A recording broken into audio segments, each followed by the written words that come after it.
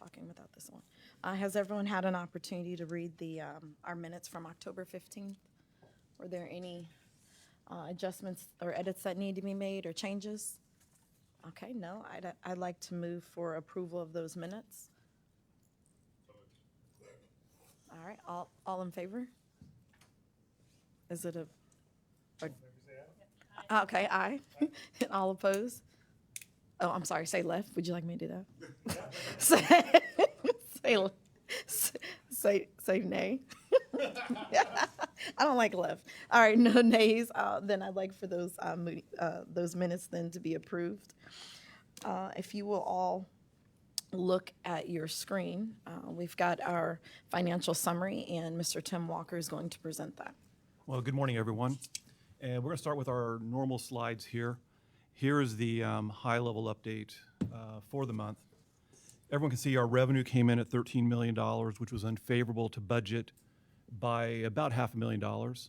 Largely, that was driven by the decrease in sales tax for the month, but that was offset by some maintenance monies we received from ODOT, which made it kind of soften the blow just a little bit there.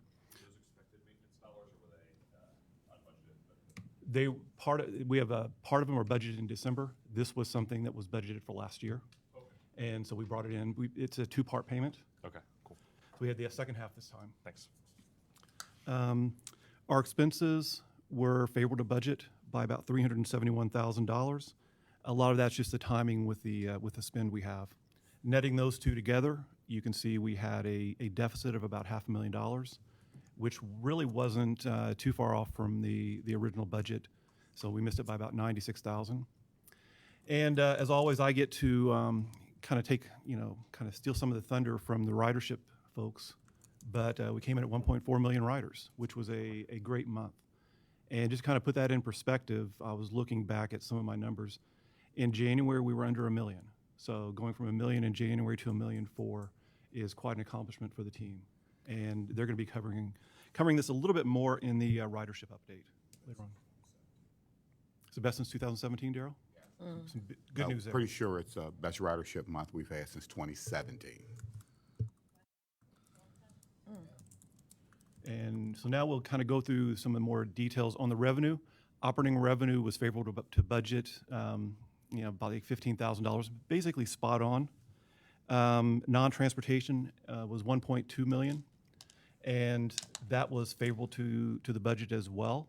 And that was primarily the ODOT maintenance expense reimbursement that we had. County sales tax, we have a separate slide on that as always, but that was off by about $1.1 million to what we had budgeted. And one thing that was a little disappointing to see was that it was also less than last year. So, we're trying to find some good news here. We do have a separate slide, and we're still monitoring this on a daily basis. I know that I look at it all the time, waiting for the next month, and it's something that we can pivot and we manage. Going through our expenses, really they're kind of all spot on line. We have some, favorable to budget on the wages and fuels. Fuel and lubricants were off by $1,000 for the month. So I would say that's pretty much spot on. Parts and supplies, unfavorable slightly. And then the all other spend, which was really just the timing of certain outside services. All right, want to go to the next page, Natalie? Here's the details. I like to call this our wall of numbers. We've discussed all of the high level specifics before. But as I've been doing the last few months, kind of looking at the ridership number, you can see after the great month that we had, we're 2.9% under budget for the year. But want to kind of refresh everyone's mind here. In July, we were 5% under budget. So we've been closing the gap here on the ridership number from 5% in July to negative 2.9% now. So nice to see that closing. Operating revenue here, really nothing spectacular to talk about, either month to date or year to date that we haven't discussed. Non-op revenue, same story. We'll go to the county sales tax slide shortly here to kind of go through some more details on the sales tax. Expenses, really no other stories here. Good news with the wages and benefits coming in slightly favorable to budget, which means the spending is less. And to the bottom line there, want to point you to the year-to-date number. We are still at a surplus of almost $1.7 million. compared to an anticipated deficit of 400,000. So a swing there of $2 million, which is really nice to see considering the challenges we've had with the sales tax. So kudos to the team and everyone here working to keep us at a balanced budget for the rest of this year. Go to the next page. Here's our fair revenue sources for the last 3 months. Really nothing unusual to look at here. We did have one extra weekday in October, which helped out some of the revenue and of course some of our ridership numbers, but still nothing surprising here. And now to our favorite slide, which is the county sales tax. It's something I know that we all look at with county sales tax being about 75% of our total revenue. You know, this month it was a deficit to the budget by $1.1 million and also $355,000 under what we had last year. And you know, we're still trying to understand these dynamics. There's really no preliminary data we can get ongoing from the state that can show us where the monies are coming from. But it's something we do look at and we manage, as you can see by our surplus for the year. Okay, Natalie, you want to go to the next slide? And again, here's our expenses. A snapshot of our last 3 months. Really nothing unusual to talk about here. And we'll go through our investment funds reserve summary. We, as you know, we talk about this slide. We've got about $170 million in cash. That's down slightly from last month due to some spend. And we show this slide, while we do have ample cash right now, we have commitments. And you kind of flow through some of our commitments, some of our expected expenses that we're going to be paying. And you can see we've got about $1 million that we're going to be managing as an excess.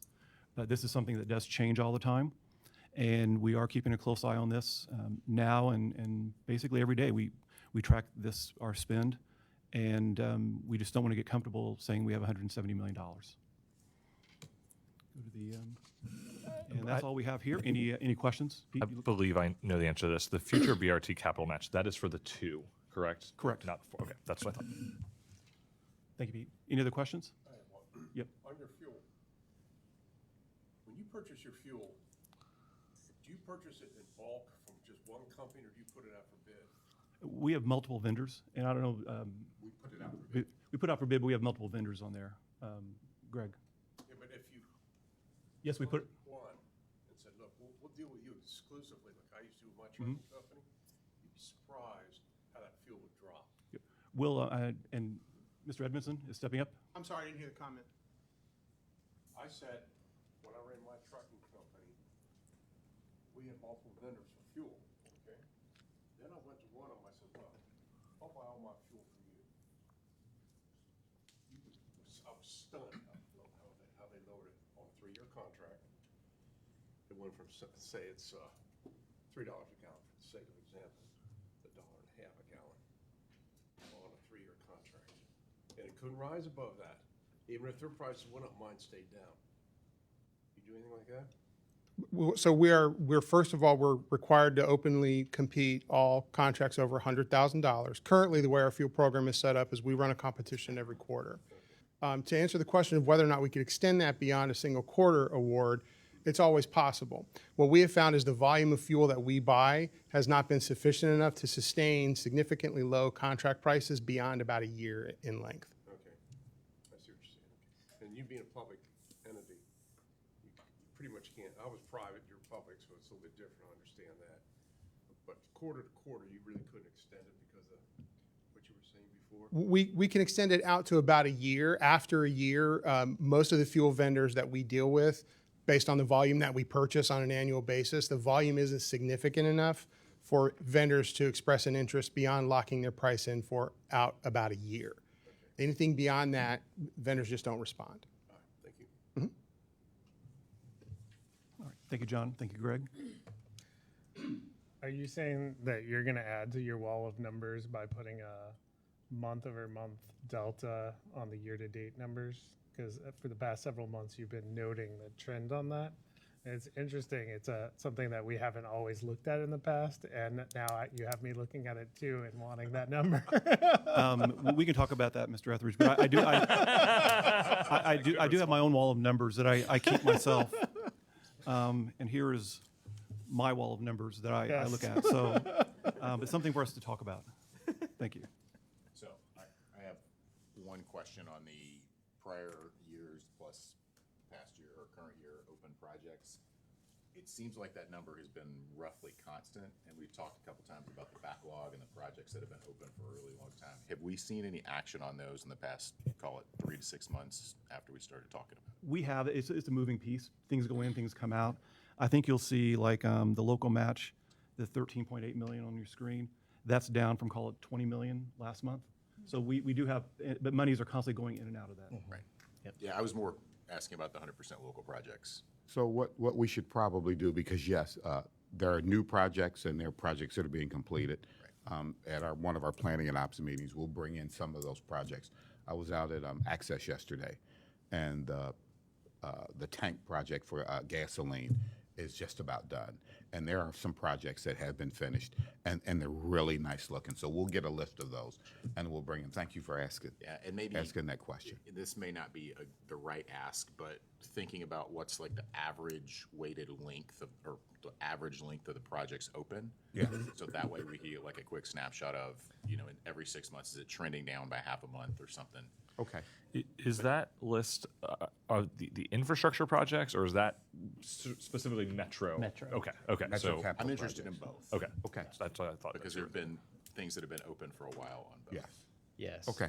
We have a kind of a pipeline view, if you will, and we can see how many projects have, are in concept, how many have made it to procurement, how many are underway. We can provide that information to you. Yeah, I mean, and it's more like not to add yet another thing to report out, but just like general trend. Yep. Are we tracking to where we thought we would? Are we behind? Are we ahead? And if so, like reasonings there. Okay, all right, thank you. All right, thank you. Fuel hedging report. Calm down, Blake. I was actually thinking about resources thrown towards project management. Like, we could probably move some projects faster if we put more resources to it, but is that the right thing? And I think having that detail around it would be useful. Yeah, Sorry, you were reading my face, and I was thinking about whether or not to talk about that or not. yeah, it's more like not to levy additional work, but just like, are we tracking from day one where we thought to now and seeing what the delta is? And that will certainly have a cost to it as well if we're too far off. Completely understand the question. Good morning, Mr. Kevin.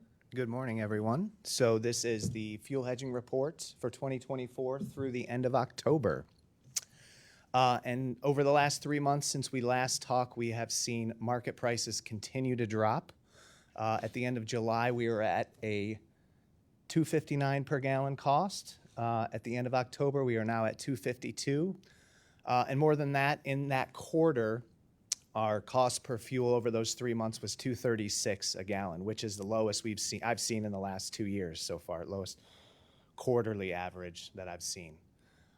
Now, however, with the low fuel price comes a flip on our hedging gains. So this quarter, we actually reported a loss on hedging activity of 112,000.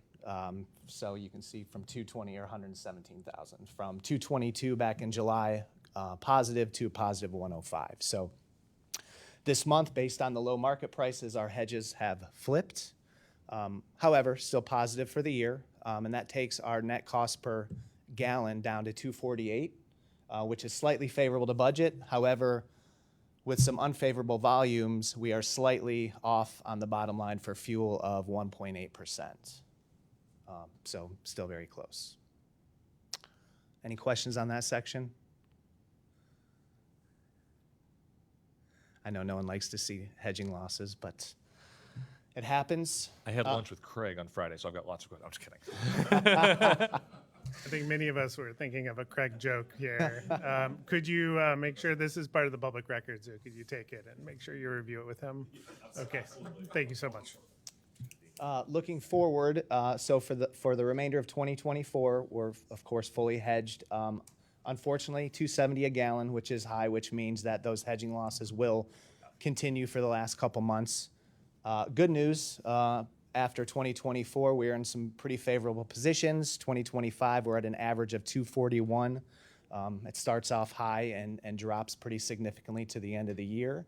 And even better, for 2026, we're now at 20% hedged. We're piling those on fairly quickly at 225 as those futures are very low. So the next time we talk, that number will be considerably higher, the 20% number, that is, not the cost, not the contract cost. So that's it.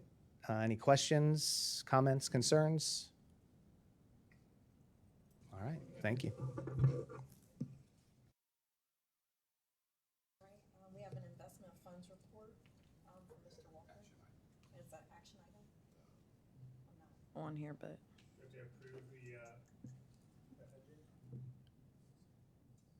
No. It doesn't say. Okay. All right, we're going to move on to the approval of investment funds report. And here's our, we have both here for the operating and infrastructure. For the operating account here, you can see where our yields are. They're down slightly from the prior month. Yields have been moving up and down, as everyone knows. But our total of all securities here were 160, almost 169 versus 178, and that has to do with the spend we've had on some of our projects during the month. Next page, please. And here's our infrastructure. The infrastructure has stayed rather flat from last month, but again, the same story. Yields are down slightly, but nothing significant, and we continue to monitor the timing of that. And if we see an opportunistic investment with some yields to lock in, we can. But as I mentioned, it's been a little crazy with the yields. Example being the 2-year bond in September. At the end of September, is 365. The end of October is 416. So we saw a 51 basis point increase, even when we were thinking that the rates would be going down. So it's something that we keep an eye on, but we can't be, I guess, too surgical here with the rates going, against, we had strong jobs reports, we had, the Fed meeting, but really they're not moving the rates right now. Any questions? All right. Thank you, everyone.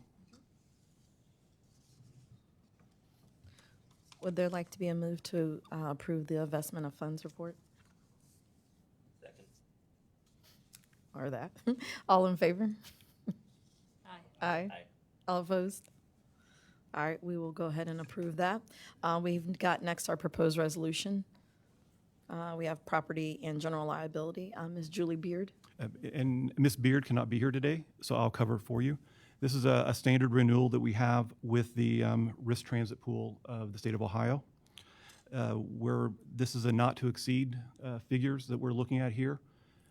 We reached out for some more precise numbers, but as of right now, the pool cannot provide us with that. So we're asking for an approval here on a not to exceed a cost of $1.8 million. In addition, the property insurance for the same period of $571,104. And we're also requesting funding for the shock loss contribution and actuarial study of $368,000 and $8,000. Again, this is a not to exceed number. Is the actuarial study something new, or is that a standard renewal? Standard, yeah. Okay. Some of the language in there made it sound like it was something different that we were doing, and that just piqued my interest when I was reading over it. Okay, thanks. And this is an increase over last year, and the increase is directly related to claims that we've experienced and that the pool has experienced. What is that increase? The increase is, I don't have the number right in front of me here, but you can see in the action item. Go ahead, Tim. Well, no, for the normal renewal, it goes from 1.6 to 1.8. And the shock loss increase was from 54,000 to 368. 54,000 to 368,000? Just for the shock loss. Correct. Correct. We are part of the statewide risk pool. Gotcha. And so there's an actuarial study that's done every year, and we have pool minimums and shock loss minimums that we have to maintain as a member of the pool. So that is specific to each of the pool members. It's calculated every year and then built into our proposal in November from OTRP. Okay. All right, thank you. And with that, do we need to move to approval for this resolution? Does anyone like to make that? So moved. Can I get a second? Second. Thank you. All those in favor? Aye. And all those opposed? All right. We have a proposed resolution for the approval of our 2025 budget. Mr. Walker? Thank you, Ms. Clark. We have our debrief of Natalie. If you want to go to the third slide. Thank you. When we look here, we started here with our process of the budget. Basically, three pillars here that we focused on. One is we want to make certain that to enhance the network, to have long-term financial sustainability, and then also to ensure that our infrastructure is current. So some revitalization there. The one thing also want to thank Kevin and his team for this. They pulled together an amazing budget process. One thing that he and his team did this year, it's a very centralized function with the heavy lifting being done by Kevin and his team. But this turned into a decentralized, basically collaborative process, reaching out to all the shareholders of this process, making sure that we listened and had their buy-in on any challenges that we presented. So they turned it in from a completely centralized to somewhat of a decentralized collaborative approach to the budgeting process, which made this an easier process to close then. Thank you. We go to the headline figures. I don't think there's any surprises here. We have some operating expenses that are greater than our budget and also to our forecast, which is to be expected with the items we'll talk about on the next couple pages. But just to frame everyone here, last year when we were looking at this page, or when you were looking at this page, the 3.9% number was 4.8, and the 6.7 was 9.4. So not a significant increase. It's in line with what we would have expected. And I just want to make sure that we point out the operating expenses for 2025 will include Phase 4 of Reinventing Metro, as well as 2 additional Metro Now zones. Thank you, Daryl. And so now we'll go through to the assumptions. Again, we've talked about these, I think, throughout the year. The 25 budget includes, as Daryl mentioned, Reinventing Metro Zone 4, Phase 4, a couple of zones in Metro Now, and continued growth with Access. The one thing, our 5-year plan, which isn't part of our budget, but our 5-year plan does include a rate increase, a small increase of, call it 10% every 2 years. And with our 25 budget, we have this included to start on July 1st. We have a separate slide here on fare increases, on the process to include those. But we feel that a slight increase, small increases are necessary with our process to keep our financial stability that we've talked about and sustainability. And can you remind us the last time we had one? It was 2021. So I think of 15 noting cent. I'm no, go sorry. ahead. So 15 cents is, I think, not. I think it's very conservative actually, in terms of having a fair increase. Noting somewhere in here it mentioned every 2-year fare increases. Did we skip the first one? We did? Okay. COVID. Okay, I just wanted to make sure because I wasn't here for that, so I wanted to make sure. Yeah. And when we were just talking about this plan in the run-up to 2020, this was baked into that plan, correct? This was baked into the That's what I thought. Reinventing Metro That's plan. what I remembered. Yes. Thank you. And just to make sure that we're clear, everything that's been committed to within Reinventing Metro is included in our budget. It's also important to note on the fares, the last big change was a fare simplification, where we took a very complicated fare structure and distilled it down to what we have now. And I personally really like where we're at right now with the $2 fare. It's simple, it's straightforward. I think it makes ridership a little bit easier. And so I have anxiety going to $2.15 just on a daily life basis. But it is probably something that we have to do because we can't stay at $2 forever. And having larger jumps, if we spread this out over time, it is probably more of a problem. So we're going to have to start moving forward with studying doing all the necessary steps to potentially go forward with a fare increase. Well, and to be clear on the fare, when we did the fare simplification, we actually cut fares for a fair amount of people. Fair amount of people, for a number of people. You know, because of that complex structure, if you were living outside of the city and taking a Zone 2 or Zone 3 ride, it was actually more than $2. And so, you know, it's worth all of us remembering the old structure was. And since we're on the topic, it might be best to go ahead and go to the page. Natalie, Andy. would you mind going to slide 8, I believe?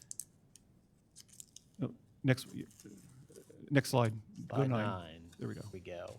Yeah, so thank you, Tim. A little side note here in terms of what this budget means relative to fare increase. It was mentioned before that fare increases were envisioned as part of the Reinventing Metro plan.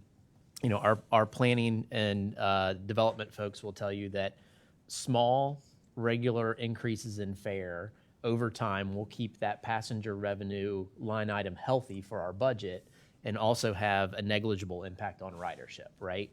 What a lot of agencies do is that they wait until they have a budget crisis and then they increase fare by 25 or 30%. You know, they add 50 cents or something like that. It has a negative impact on ridership and it's a shock to our passengers. So that was envisioned in 2019 that there would be small incremental regular fares. As Daryl mentioned, with COVID, that was put on pause.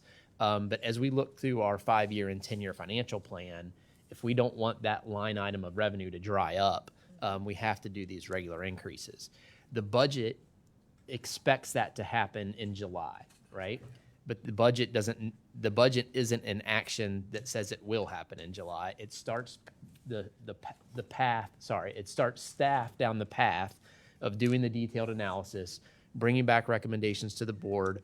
We're required to have public involvement activities and public meetings.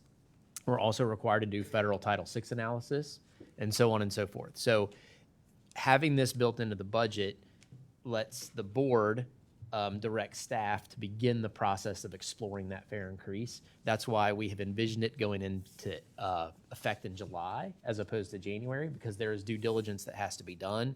The board would take final action at some point during 2025 to approve or not approve or amend any kind of fare increase. So that's just a side note that we want to make sure that you all are aware of. By approving this budget, you're not by default approving a fare increase, you're approving us to go forward and to explore it for 25.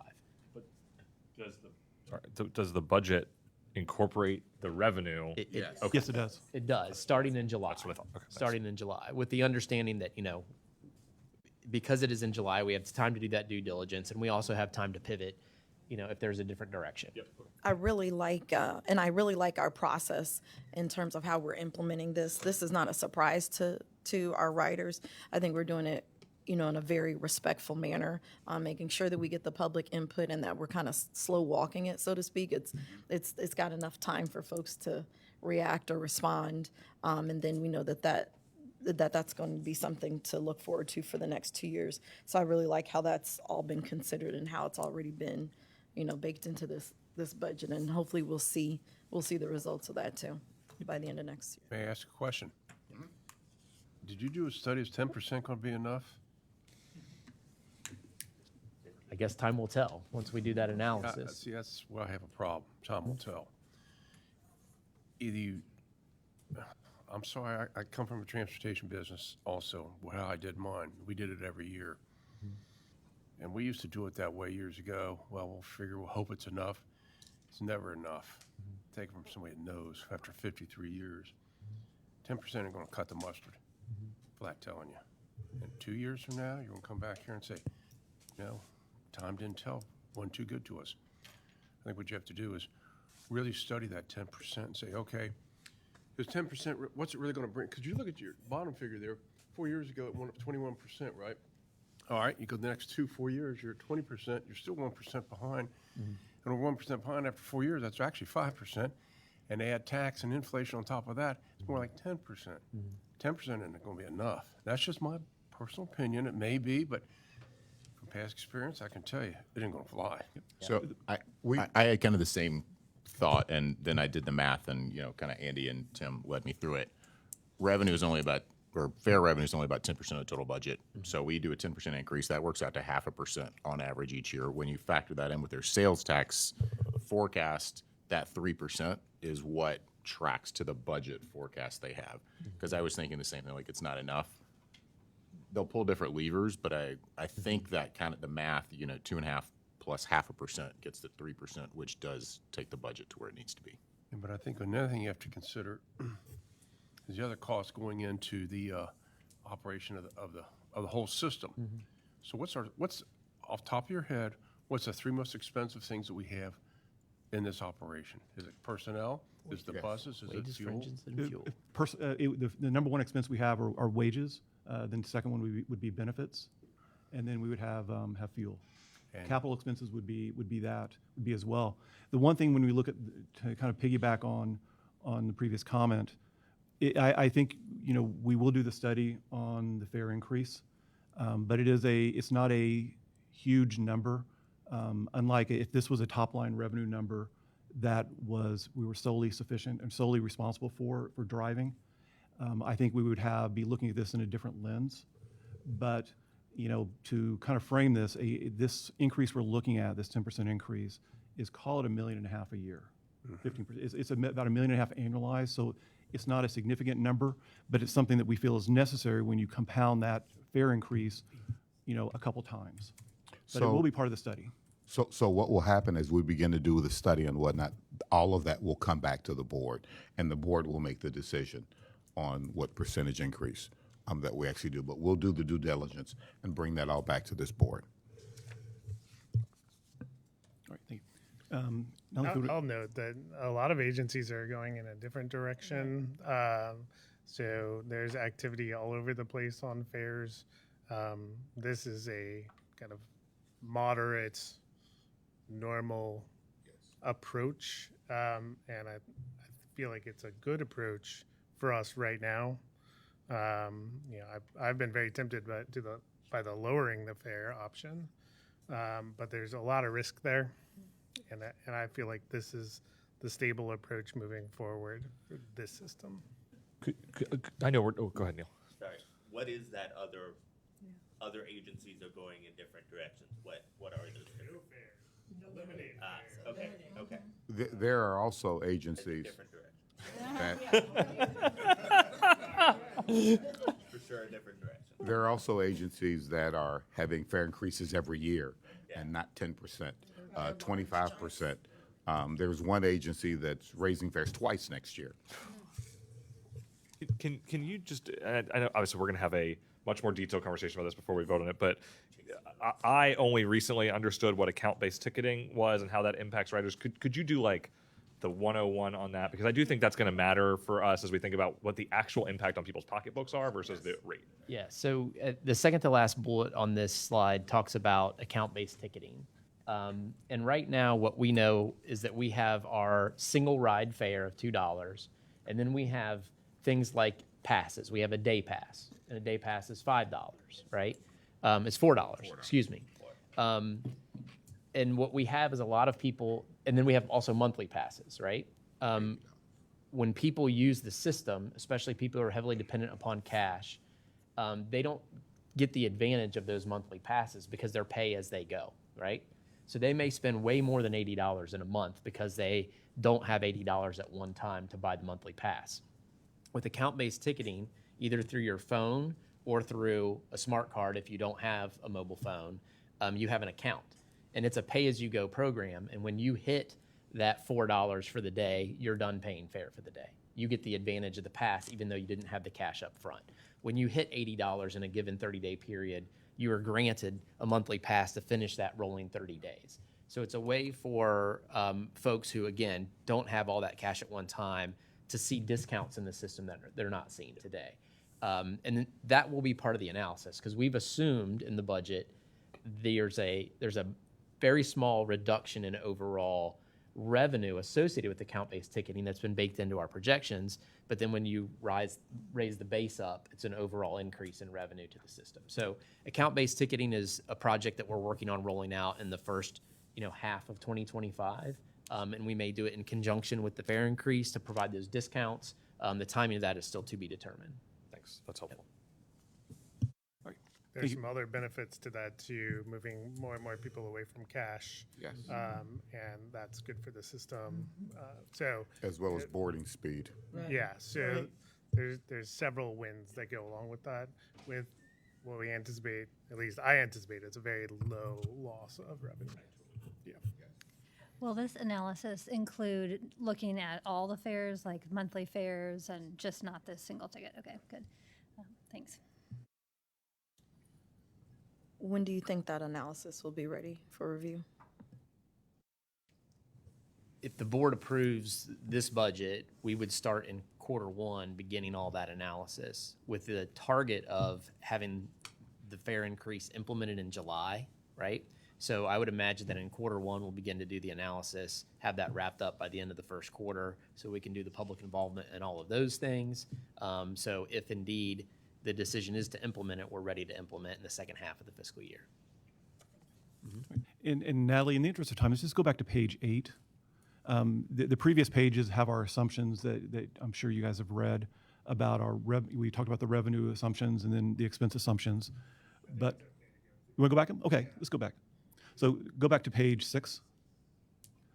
So the revenue assumptions, we've talked about this, the Reinventing Metro Phase 4, the 5-year plan has a fare increase we've talked about. We have a full year now of CPS with the 7th and 8th graders. The investment income, we have that going down slightly along with a reduction in the yield.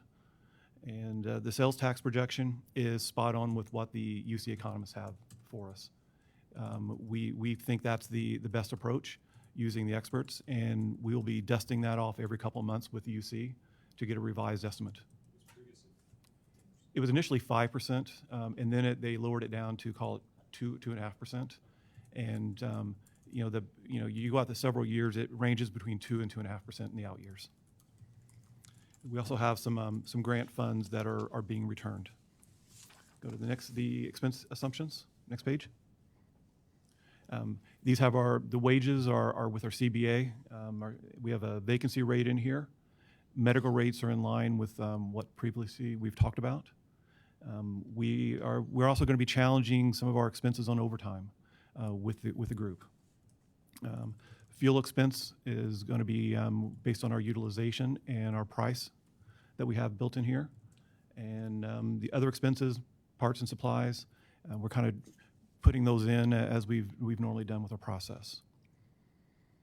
Page 8 is being a numbers person is my favorite page, as everyone knows. You can see our ridership increase for the year. Thank you, Ms. Clark. And we kind of go through the operating revenue of $21 million for the year. Non-op revenue, which has the big sales tax number in there, comes in at 151. So we're proposing a budget that has a total revenue of about $173 million for the year. And the expenses, as you can see below, that brings us to the expenses of $166 million for the year, with a capital contribution. We don't want to call it a surplus. It's really a contribution to capital because each and every year we will use our local monies for capital purchases. That has us in at around $6.4 million for the year.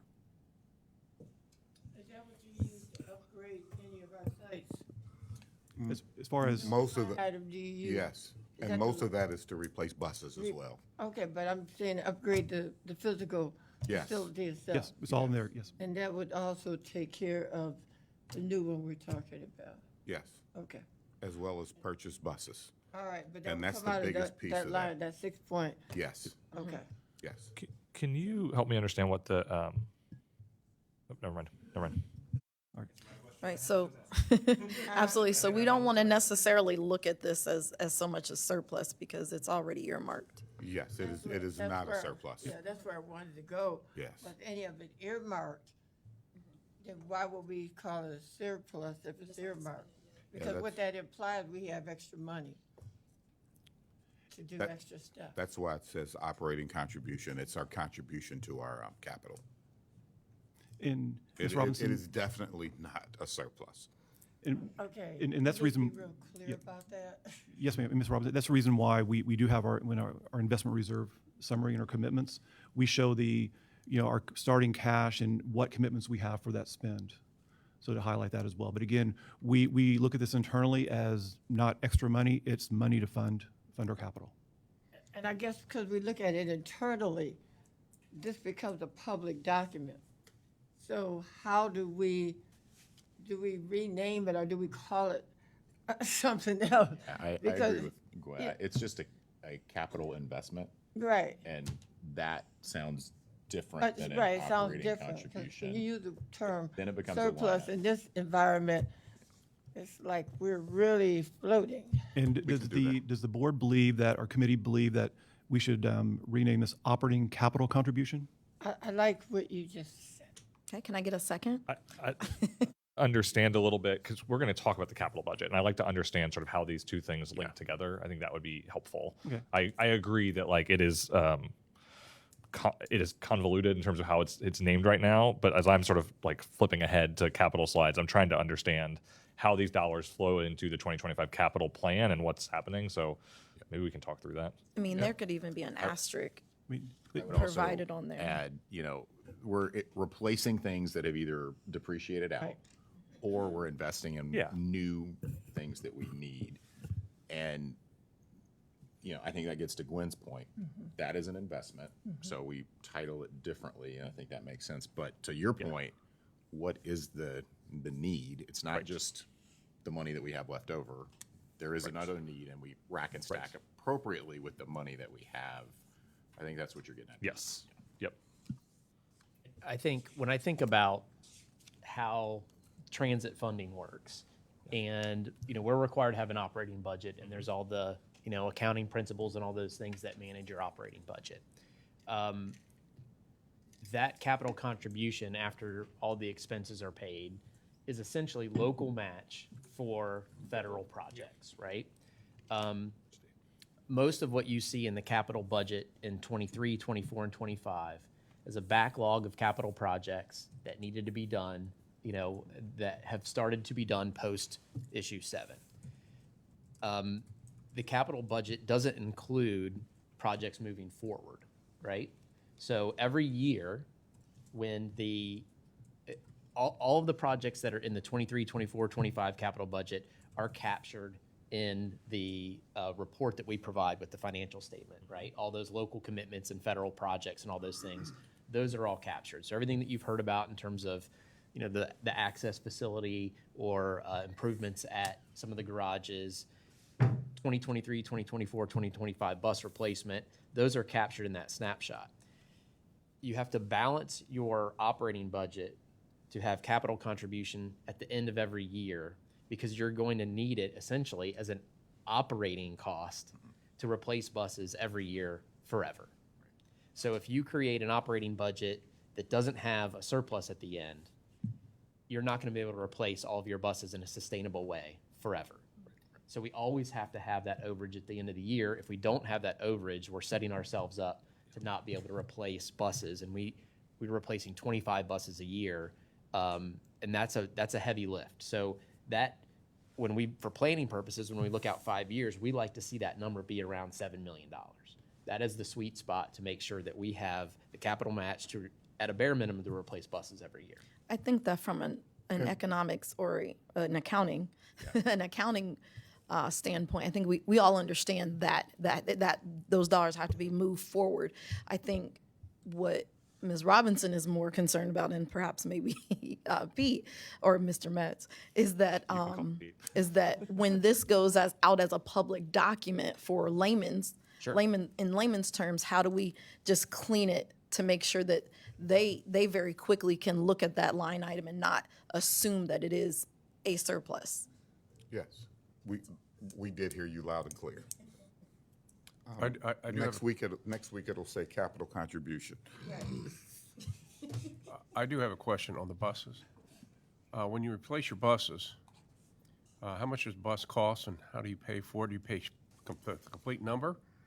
Like, Diesel buses are about $750,000 a piece. okay, Zero-emission vehicles are about $1.2 million a piece.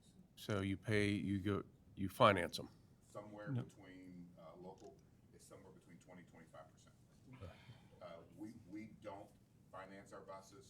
We don't purchase buses with 100% local money. We purchase buses when we get grants for bus replacements, and they're usually 75, 25, 80, 20.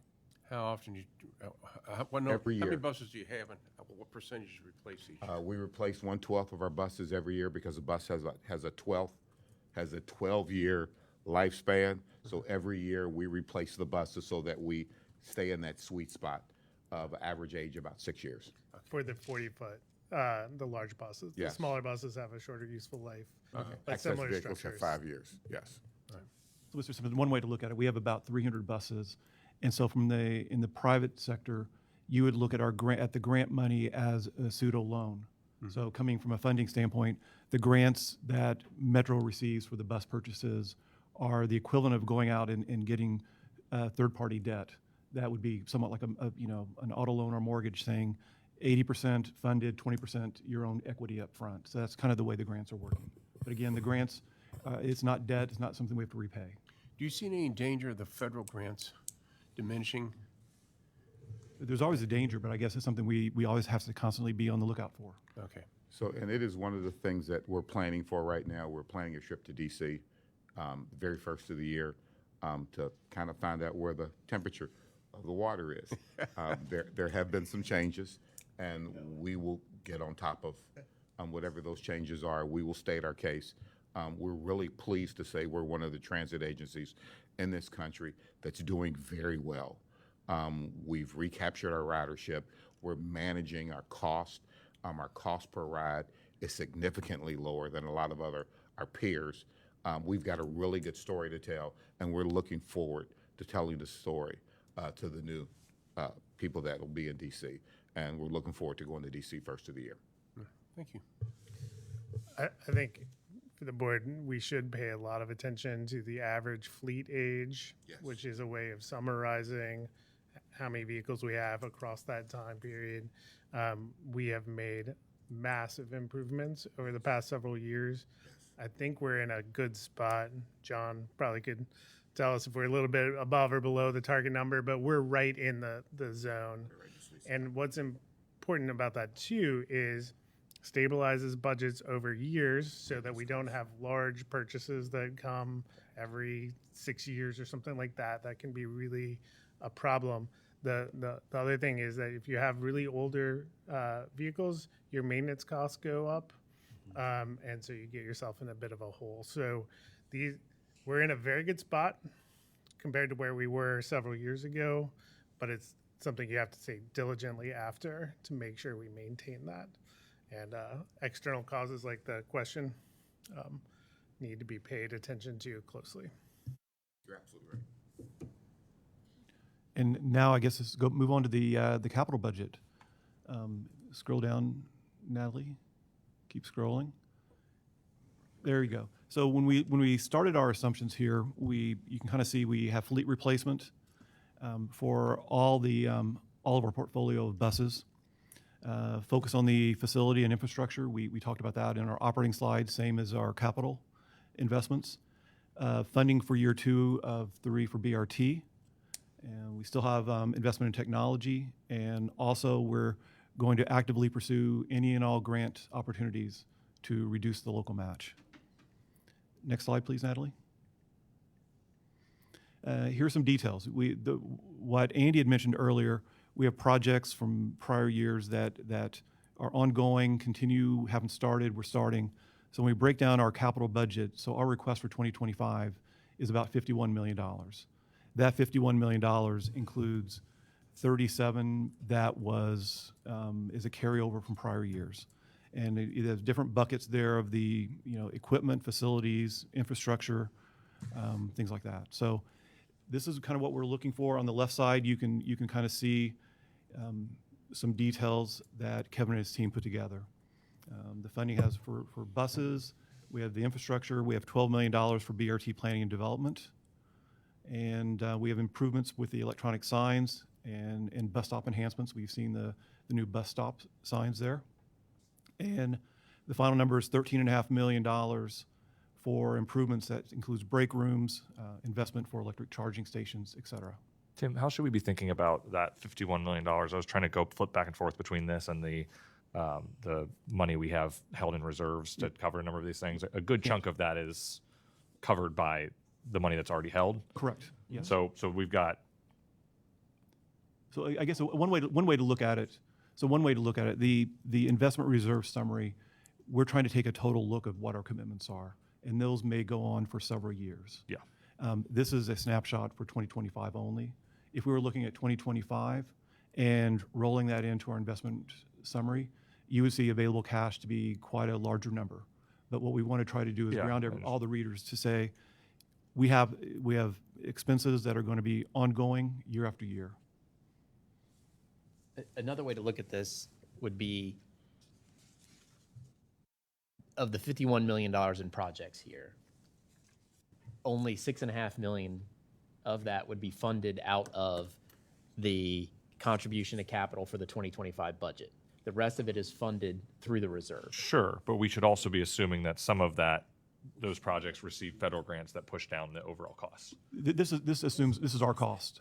This would This assume our assumes our cost. cost. Okay. Correct. Yes, sir. So if we have for example, the signs and bus stop improvements and Yep. things like that, we've received federal funds. So when we consider this is the local only side Okay. of those projects. The 51 is the local only side. Correct. Yes, sir. Got it. And Natalie, go to the next page. I think, Mr. Metz, this will kind of explain, here's our commitments here, the 51.1 million we've talked about.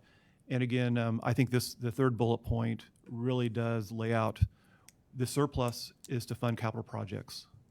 And that 6.4 million is included as available monies for our capital. Got it. Any questions? All right, thank you, everyone. And thank you, Kevin. Appreciate all the work. Thank you for that. I think this budget definitely reflects a good balance of maintaining our existing assets and planning for the future. So with that, we are going to, One last thing I'd like to say, this budget also continues our promise to the community that we will roll out 100% of Reinventing Metro. This says that we are standing on our promise to change our transit system in this community. and we are going to move for approval of that 2025 budget. Could I get a motion, please? Motion. Could I get a second? Second. All right, all those in favor, please? Aye. And opposed, say nay. All right, with that, we will approve the 2025 capital budget, or the 2025 budget. Thank you. Lastly, we've got our sort of meeting schedule. Andy? Blake, do you want to take this one? Oh, there are some adjustments to the schedule. I've spoken to many, but not all of you, about committee assignments. I can announce that Neil has agreed to take on the paratransit committee, and so we've scheduled that out quarterly for the next year. It's not dramatically different. There are some Thursday meetings, which I feel like is a little controversial, and you can see those are dated. So, like if you look in April, we have a paratransit and employee relations committee meeting. So that would be on the Thursday morning. These things we can adjust as needed. If there's not a need for a meeting, they can be canceled. But I think it's good to have them on. Returning to paratransit, because we haven't had meetings on that for the regional coordination and any other matters, is something that the board should focus in on. Employee relations is Gwen's old committee, and I'd appreciate if you don't mind saying a word about it, about what you guys achieved there. Basically, I mean, that's Adrian's bailiwick. I have decided that we need to meet more often. Adrian has agreed. We only met probably twice in the whole year, so there needs to be more attention to that, especially when this board questions our hiring, our retention, our ability to recruit. Also, when we have incidences, how that process works. Brandy sends out the notification that something happened, but we need to understand how and why, and is there any preventive measures that we could take? So look forward to more action and activities and meetings with us for 2025. And I think, thank you very much. A lot of improvement on employee relations over the past several years through labor, but also the work of this committee. And we need to continue to make progress there because they're both our largest expense, Yeah. but our biggest resource and the biggest part of this organization. And when we are fully staffed, That would be operating metrics are better, cost profile is better. So this is all contributing to that. Did you want to jump in? Yeah, I also like to add that we spend a lot of time with Gwen and her committee talking about the culture Yes. of the organization. I'd like to give Gwen and her Yeah, yeah. committee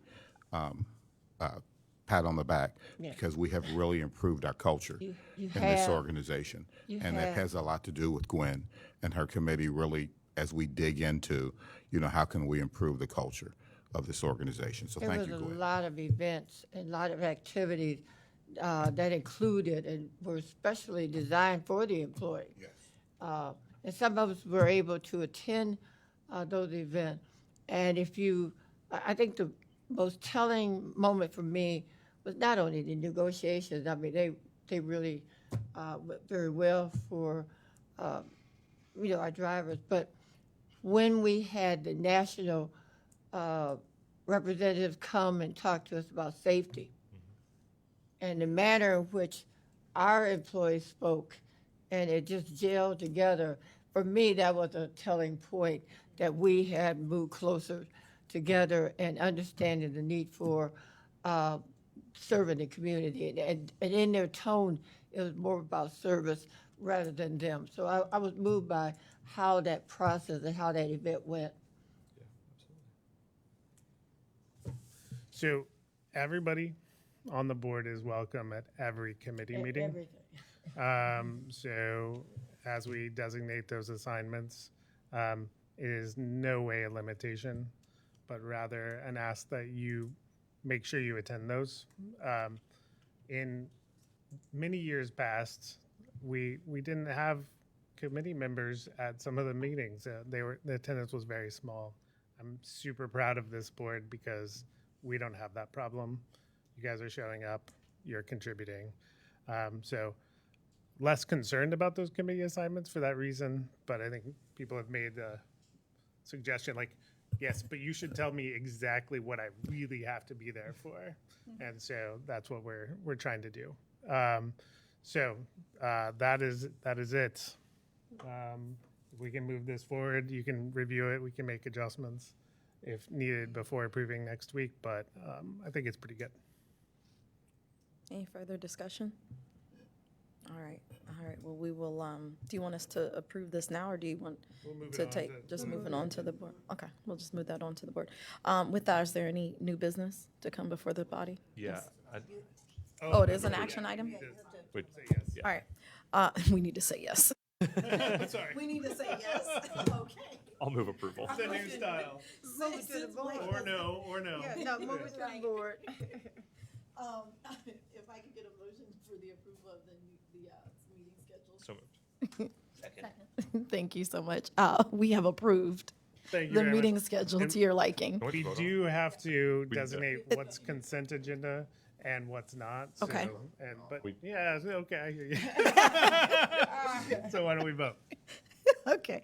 All those that be in favor of the schedule, please say aye. Aye. Aye. And opposed, nay. All right, the ayes have it. We'll move that on and have it as No, approved. no, you're good. You're good. Any other? So we Yes, have sir. to designate what should be consent Oh, agenda for okay. the full board meeting and what should be considered separately. I would recommend that the budget remain separate. Okay. I'm in, of course, agreement with that. Any other comments on that? All right, so everything on consent agenda, save the budget. From a new business perspective, I just wanted to bring up the memo I sent you all from Oh, Councilmember sure. Jeffries. Do you the have end some of last week? Sorry, I think that was Friday afternoon. Just wanted to thank you all for the engagement on that issue over the last year. I know we've had, this is maybe our third or fourth conversation on that topic, and I was reflecting a little bit at the end of last week that not long ago, we were in this same position, that the whole community was talking about whether or not we should make an investment in Metro or if our services should continue to dwindle. And, you know, hard as, you know, many of us, Gwen was on the side of, but Gwen was on ads and we were all knocking on doors and I still have the mail pieces.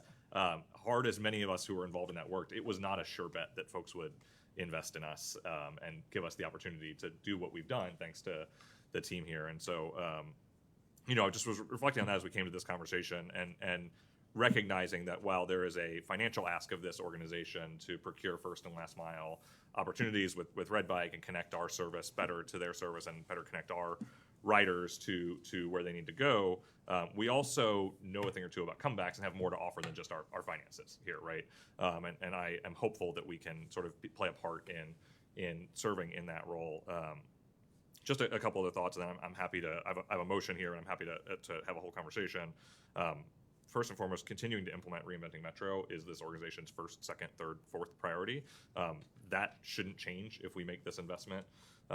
You know, instead, we have the opportunity to offer new connectivity, which I actually think is a really exciting opportunity. This is not just procure a marketing relationship, but actually to connect our riders better into the communities where they go. And I think that's really important. And you know, at the end of the day, Gwen, I think you said this the first conversation we had. We're the leader in mobility in this community, and to the extent that we engage in this sort of coalition of investors and partners to better connect people with multimodal transportation, I want us to play that role. I expect that we would play that role in a new governance structure at Red Bike, because I think that this team has a lot that they can share about sort of what our standards for service delivery are, what our excellence for our riders are.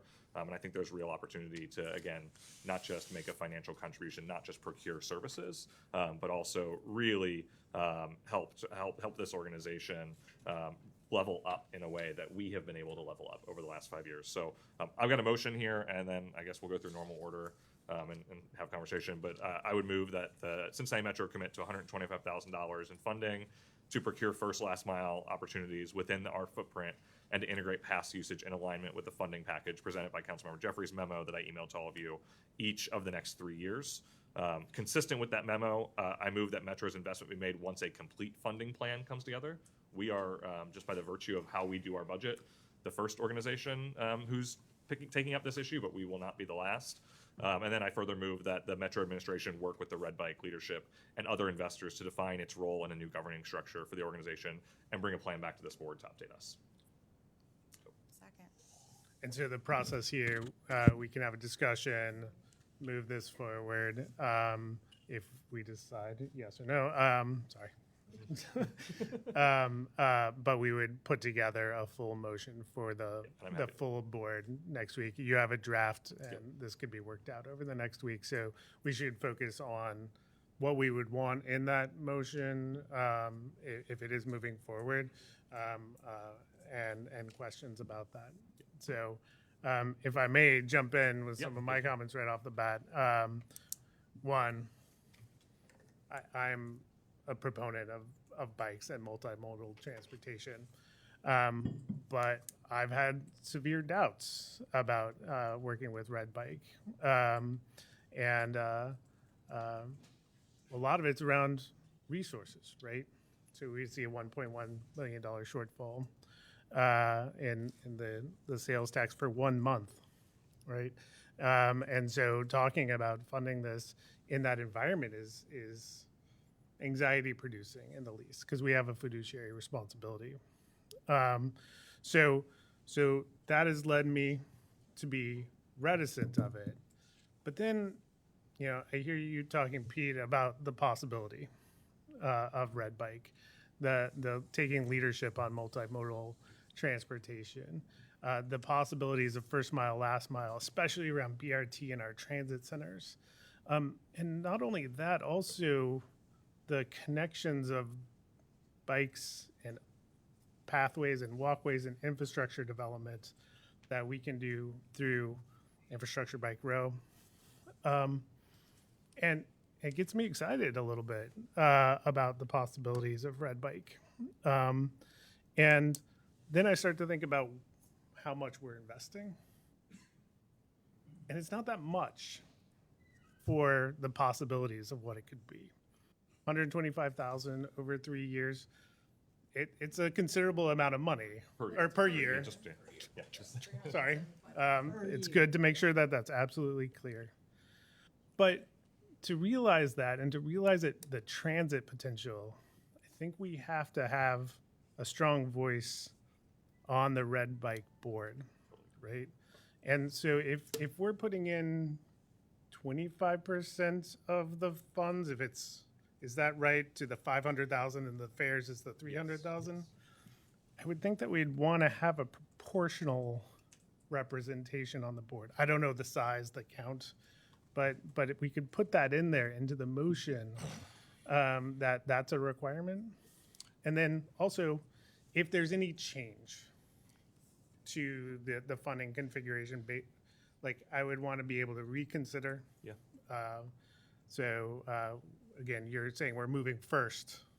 Yeah. So if we move first, I don't want to then be in a spot where Red Bike isn't fully funded, and we're still putting money in the yeah. Can I just respond to those two things? Because I totally agree with you on both of them, and I think the second line of my motion was intended for that to our investment made once a complete funding package comes together, but we should beef that language up to make clear that it's in line with the proposal, not that money comes from all different places or we're left with a larger percentage. So I'm totally in alignment with the spirit of what you're getting at, and we can get the language right. I totally agree with if you. a new partner comes in, and Yeah. and then Yeah. okay, yeah. Or that one piece of the puzzle doesn't come through, and they say, well, we can still go forward.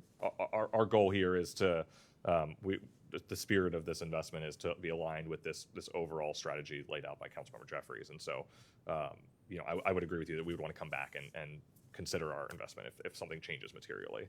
I totally agree with that. I also agree with you from a leadership and governance structure. It's actually not dissimilar from when this board was reorganized after the levy, is that there was a new plan that I think both the county commission and the city council approved that sort of reconstituted the levels of appointments to this board. I would expect that sort of our role in that board structure would be commensurate with our percentage of investment. And so I'm totally aligned with that. So summing up my points, thank you for that. Just wanted to make clear I'm aligned with them. Yeah. So with that in mind, I'm supporting this, that we go forward with it. But I imagine that there are a lot of different voices, a lot of different opinions on this. I can admit I've been on both sides of it as I consider it, and I think that's a good thing. I think it's a really good thing, and that anybody who is opposed to it should speak up and make their arguments for that. And then we'll move forward as a deliberative body, making what we collectively think is the right decision. So, There you go. So yeah, Leo. so I'm going to take the other point of view. So one, Pete, I recognize and appreciate your passion. I agree with the overall mission. We want to provide transportation means for folks in our community. I don't think this is Metro's job in this particular case. One, when this was presented last year, it was presented as a one-time marketing investment for advertising. This is not a marketing investment. This is something very different. And, I was not in favor of it at the time. I'm not a voting member.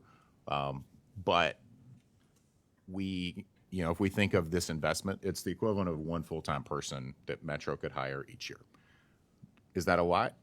It's one person. And then I also go back to Red Bike has been around for a while. It has not succeeded. It has failed, and it has failed. And what I hear is a plan that's just reinforcing failure. And I know there's some tweaking around the edge, and I'm not trying to dispute, like, a lot of well-intentioned people trying to solve a problem that I think is real. But us putting more money into something that I think fundamentally is still the same process, I think we're just repeating the same things that have led to failure in the past. And so I am very, very skeptical of any sort of viable pathway to success for it in the future. But again, if there are things that SORTA can do that are non-financial, like advice, counsel, access to our physical plant, putting a station there, I think we should absolutely do that because that's a partnership, and I think that's where we should go. I don't think we should put our money towards the project. I guess my question is, what is the protocol, or what is our process? Are you saying move it to, you're gonna make the amendment, motion here, or are you gonna make it at the board meeting? So I've made a motion. I'm totally comfortable amending the motion based on what Blake's two comments. I'm also open to other sort of feedback on it. But my hope would be that we would have a full motion to consider at the board meeting next week. I mean, I have a question. I've still don't, and blame it on me, understand the full operation or the internal operation of the red bike system. Yeah. And so, you know, I don't know when that discussion happened. You know, are you talking about making a motion today from this committee standpoint to the board where all of this can come out? Or is that what, you know, there's still some questions I have Yeah. that I'm not sure of. And I think one of the challenges is that we just don't get to enjoy actual, you know, we like walls and numbers too. And without being able to see that and the real the economics behind it and the strategy doesn't quite make sense. I couldn't feel comfortable making decisions on just, well, this is what we think we're going to do behind a failed project. In addition to that, we've just gone over our budget, and so we understand that our positioning right now, we've got to be very, very, very careful. We don't know what the landscape is. All the, you know, few hundred miles away, we've got transit centers that are on the brink. And to be in a comfortable position and then stray away from our, you know, our priorities in terms of enhancing specifically our transit network and making sure that we give back and follow through with 7 and long-term financial stability, our infrastructure revitalization. We've got upcoming projects that are very, very important. And so when we stray away from, you know, our core goals and all the work and strategy has been put on those missions in order to get us to a comfortable place, we've got to be very, very hesitant to make those moves. Daryl, if you would, or Mr. Haley, if you would like to comment just on, I mean, are we, in terms of being in alignment, when I review our priorities, what would you say are? If I may just jump in real fast on the procedure element, and then I think that's the big question. I think discussion today would shape a motion that would be brought to the full board next week. But we are not forced to bring a motion either, correct? No, but I Right, would we're not- request right, a so- vote on the motion right, and hope so that it we would still go to don't full have board for to. consideration. No, But but I yes. don't think we knew exactly where the board was at, what kind of requirements we were at in terms of asking for, you know, seats on the board Yeah. and control. So the intent today is to understand what that motion should look like, and then we would still have to vote on it next week at the full board. So we're shaping this motion as a whole. But it doesn't As have a to be, whole, though. We're shaping the motion. As a committee of finance committee, it's coming up in new business and finance. Yeah. I'm sorry, I would- Daryl? If I'd like to, Second, I Sorry, just and then asked. I intervened in the question. Yes. Sorry, Ms. Quick. I also want to make sure to return to Gwen's question at some point about things that she doesn't feel like she has, and so I want to get more articulation on that. So, Staff serves at the pleasure of this board. So staff will do what this board directs us to do. so a couple thoughts, and Gwen, I want to unpack your question for a second. I do think there's obviously a difference of opinion. I've heard the word failed described a couple different times, and I don't think providing 10,000 rides a year to folks around our community is a failed service. But I want to connect sort of this work to our mission in particular. You know, going back and looking at what we do, we're all about connecting people and places, driving economic growth, and expanding quality of life and choices. I do think that, especially in our ability to integrate first last mile solutions in some of these more urban core neighborhoods where there are gaps in our system or gaps in communities that connect people to the bus system, we have an ability to elevate that mission with these investments. I would be far less interested in ongoing just marketing support. I think our stations look nice with the Metro branding on them, but that's not delivering for Metro and for our riders. That's not delivering on connecting people to places and driving economic growth and expanding quality of life and choices. So I do see real mission alignment with what we do. And so Gwen, I want to understand your question a little bit more, because I know we've talked about it, and I sincerely want to answer your questions. And so as you think about sort of what you feel you haven't seen, I've heard Chelsea talk a little bit about sort of the numbers and the financials, knowing that the work that Interact presented to us, or the consultant from Interact presented to us a month or two ago. I want to make sure that we're sort of answering the questions you have or understand what more you're looking for so that we can, endeavor to provide that over the next week. I would like to address this, please. Internal operation. Who hires, who manages, who operates? Yep. I even mentioned to you, is it a 7-month program? Because when the snow and ice is on the ground, do we operate? So, I had those kind of questions. And that's what I need to better understand, how it operates. I still don't know. Yeah. People swipe their card. I have friends that ride it for recreation. Yeah. Okay, that's what I know about Red Bike. Yeah. And so and it's only when they're down here going to Sawyer Ford, do whatever they're going to do. But again, the internal operations, who's on the board? Yep. What is the relationship? Yeah, I still don't know that. Yeah. And that's probably because I haven't researched it and really looked into it. So a couple things. I think that's information that's easily provided, and happy to send that out in whatever the best format is. I think. Sorry, Casey, I feel like I had my back to you. You got here while I was talking. Just ignore me. I just turned around and you were there. From a budget perspective, and I'm sure this is something we can share as well. They do a 12-year budget just like we do, and in some months we expect surpluses, and in some months we expect shortages just based on sort of how our ridership trends are. Theirs are the same way, right? And so certainly their ridership is at its highest in I would say April to increasingly October, November, frankly. It's on a Red Bike 2 days ago. But they do a full 12-year budget, and obviously those expenses are smoothed out over the 12 years, as well as the revenue is driven by peaks and valleys. Sorry, Greg- 12 months, not 12 years. Okay. Real long-term planning. Mr. Simpson has been, I apologize, sorry. Mr. Simpson, I know No, you've you don't been have to patiently apologize. waiting. A couple things. I tend to agree with Trenton on this one, and Gwen. First of all, if they, let me regress here a little bit. I sit on a board. It's $5.6 billion business. If you want something from us, you better show up. Why aren't they here? They are. They are? Then Yeah, they should make the appeal. But here's another thing. I feel this way. I've researched Red Bike. I'm newer to the board. I don't have a vote in this. But here's the deal. If you're running a losing proposition, I have no interest in working with you. If you're running a winner, I want to work with you. That's simply put, the way that is. And the other thing I can say, and Gwen said we don't know anything about them, really. What they're going to do, what their plans. We don't sit on their board. They should have invited us or invited a member of our group, to be on their board, to have a say. If we're 25 to 30% of their budget, and they go down the tubes, how do we get our money back? Our main goal is this, sorta. That's it. What we do best is what we do best.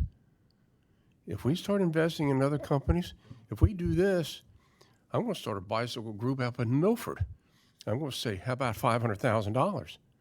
Now, Pete, I understand you got real passion for this, but I come from a background of dollars and cents. Either you got the money or you don't. Now, when they appear in front of the Racing Commission in front of us, television contracts, radio contracts, things of this nature, international, we deal with people all over the world.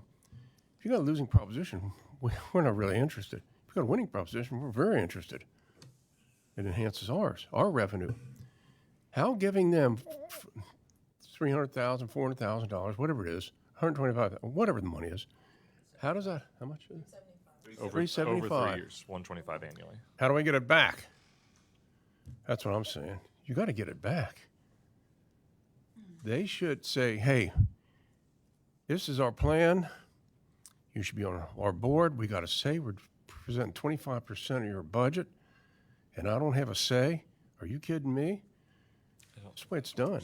Was it or was it not part of that memo to redesign the governing? It was. That's and the another board, thing. and their board is committed to reconstitute themselves with the investors in the system. But the thing is, and all I can say is, from my background, businessing, sitting on other boards that are bigger than this one, we don't do business unless you got the cash. We don't mind helping you, but you got to show a way to success. And if you don't, then, and what happens if their funding gets cut? Now what are you going to do? Now we're holding the bag for $400,000. Do we have that in our budget? Can we afford a $400,000 loss? I don't think so. I'll answer it for you. I don't think we do. And look, reviewing his figures, what you do a great job. We can't afford $400,000. And I'm telling you, I go to Washington all the time. These budgets are going to get cut, folks. Flat cut. And I got nothing against these people. I'm sure they're nice people. But you have to have a winning program, a winning project to get it done. I tend to agree with Trenton on this 100%. And although I don't have a vote in it, I'm just expressing my opinion. Thank you. Mr. Smith, did you have something? Yes, I pretty well support what Chairperson Blake said. I had some reservations about it too. I had to read up on Red Bike. I think it's a good organization, but I also had some questions about, Metro getting connected. But also, don't we give out grants to other organizations and neighborhoods that's not directly tied to people riding the bus? Yep. The infrastructure fund. Yeah. Yeah, so we do that. I think it'd be best for Red Bike to make a presentation so that we can get all those questions answered and then make an intelligent decision as to which way we need to go. And I'm sorry. Neil? So, all right, I want to push back fairly strongly against my friend, Mr. Emenecker, and Mr. Simpson here. All right. As a public entity, our deliverables are not dollars and cents. Our deliverables are if public people in need are able to access sources, right? So I think also I get a little, I don't know if the word's triggered by the response of they're a failed organization. I think they had a flawed funding structure, but operationally, they delivered on having bikes available for tens of thousands of people to use on a yearly basis. So the flawed funding structure was the same story of what Metro was years ago, right? Metro continued to try to deliver for bus riders, but we had a flawed funding structure that, existed for 40 years. We all know that. So people didn't give up on us. So I think it's not a small investment, I get that, but a relatively reasonable investment to continue for people in need to access modes of transportation so they can get to jobs, so they can get to enjoy the community, so they can get to continue to, go from first mile, last mile to various other neighborhoods in the community. I think this is a great investment and fits right in line with our mission. I think also we need a 25%. If we're making 25% investment, we need 25% of the board. I think that should be made clear in our motion, right? If there's 8 board seats, maybe we should have 2 of them. You know what I mean? Something that's commensurate with our financial investment, that we have that in the governance structure. So we are there, not just with our money, but with our voices as well to guide and provide that guidance and also guide the future for what this could look like. So if I can jump in, because I have to leave in 4 minutes. I think I agree with you guys. Like we're on the same team as far as we want to enable transportation in our community for the people who need it. Where we disagree is this a good strategy? Because I hear 10,000 rides a year. I'm like, well, the math says that's 27 rides a day.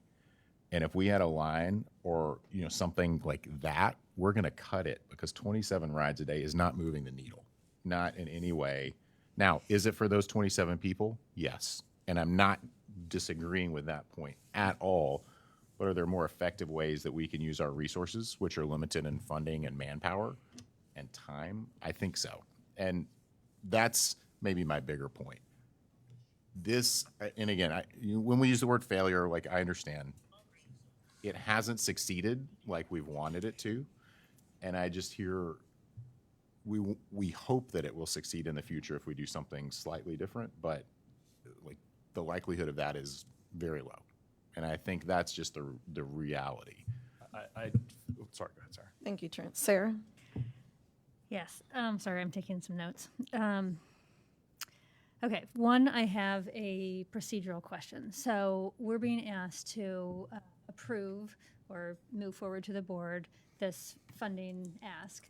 However, we might not actually spend it until the other funds I are would assume- committed. yeah, I would Is assume. that right? Okay, so even though we may decide to move forward with this commitment, we might not spend it until the other funds come through. I think correct? that's accurate. Is I that- also think that, if we're actually procuring first and last mile services, I know Andy and Haled and team have done some work on what that, at least preliminary sort of answering those questions that I laid out a month ago. And so it would also be in conjunction with delivering a new program. And so it's not just a $120 million check. Okay, It's an that's integration. helpful. That's helpful. So, like Blake, I have been kind of on both sides of this, honestly, over the last few months, because I can see all these points that people have raised, pros and cons.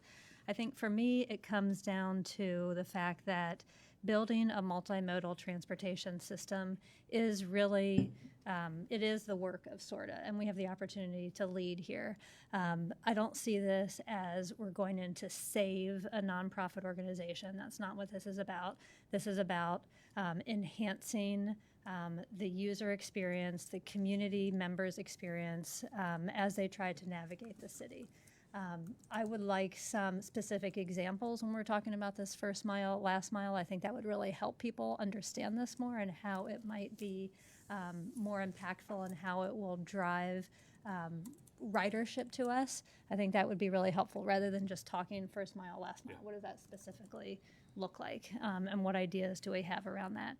I have been really impressed over the last few months over the coalition that has come together to look at these issues. Councilmember Jeffrey's memo was impressive to me, and the way that they have thought about how Red Bike grows, and with a new model, I think that the likelihood for success in the future is strong. Let's see, I do have some concerns about the fundraising for the GO program, and so I hope that, that goal is is realized. I know that, I don't know the details of that, but I do have some concerns about that. So, and the other thing that I wanted to mention is that on the revenue, I was a little surprised that the projections for the revenue would be static. I mean, if we want to help grow Red Bike, I would like to see the revenue increase as well. So there's just some, just some questions that I have, but overall, I do like the concept of us coming in support of this effort over the next 3 years. All right, thank you. I'll just make a few comments. One, when it comes to those revenue projections, so a few of us here, own companies or have owned companies, and when you're a business owner, everything you know, you start your company envisioning like I'm going to do this, and you all started with a mission because what you're really trying to do is meet a need. Every company is designed to, of course, meet the need. If you are not funded and you are not financially capable to meet said need, then you fail at you at least don't succeed fully in the mission that you set out to do. And so you live and die quite literally by the numbers. It's black and white. And I think we get really in the weeds here, and it's not that difficult. It's simple. If we've got static revenue projections, then that's obviously going to be a hamper on the increase of what they're able to accomplish. And there's not, at least at this moment, a strong enough infrastructure and funding, you know, multiple enough funding streams to really make it to make it do what it needs to do. Now, I think before I had mentioned that we are able to offer so much. We are a wealth of information. We have people that push this and propel this organization to get us where we needed to be now. Part of that was leadership and directing policy and really adhering to being conservative about our budget. And then the other major elements of that were people that are working really hard to do that. And we have experts. We have multi-degreed individuals. We have experienced individuals that day in and day out operate this system.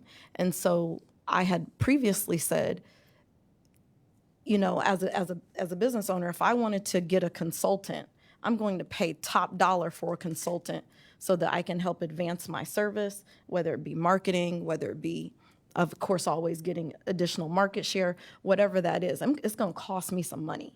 And I've said that I don't know why we should be willing to lend our expertise, which is top dollar. $125,000 actually could be in just two people on a very, you know, small basis in terms of offering that consulting information to help them get to where they need to be. That goes a long way. And I don't think we look at that and appreciate how big that is. So we can have a partnership that's designed in multiple ways, and we're not talking about what those other ways are. We have asked, we have mentioned it, but there's no proposal that comes back that actually takes into account that we would like to see alternative forms of partnership that do not require a monetary investment. And that has not been given in this entire year. We don't see it. That's something that needs to be provided. It needs to be really deep. It needs to be very thoughtful, and it needs to have also dollar amounts that are attached to it by way of, you know, what you get out of that partnership. And I can assure you that you're going to exceed $150,000, and those are valuable resources to an organization that has proper management and vision and can execute because they've hired the right people. Information is gold, and they will be able to catapult themselves on that information and on a partnership. If I could get a partnership with my country with a multi-million-dollar entity, do you know what my STEM lab would be doing right now? I mean, let me be attached to P&G. Like, I don't need it just goes without saying. It's simple. That's how things work, and that's the way business works. And we have a responsibility to our writers. We have a responsibility to everybody that voted for this, that we are going to govern those funds and we're going to invest in opportunities, but that doesn't necessarily mean capital investment to something that's not been able to at least prove that they can be financially viable in and of themselves.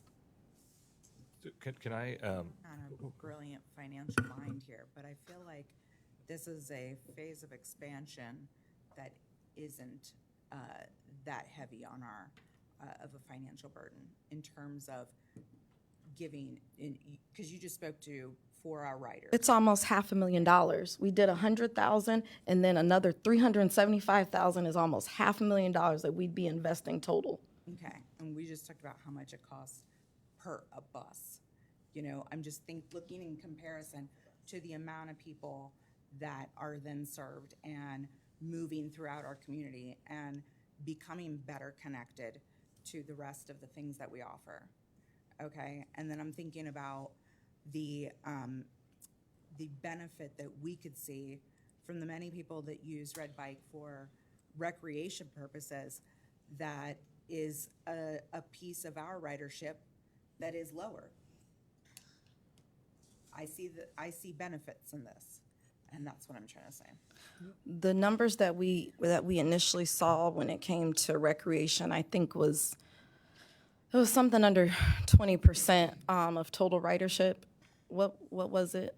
I don't have any numbers in front of me to be able to speak to it, but I remember when we did talk about the recreational ridership, the problem with those numbers, because my decision is based on those numbers. The numbers they didn't meet a threshold that made enough sense.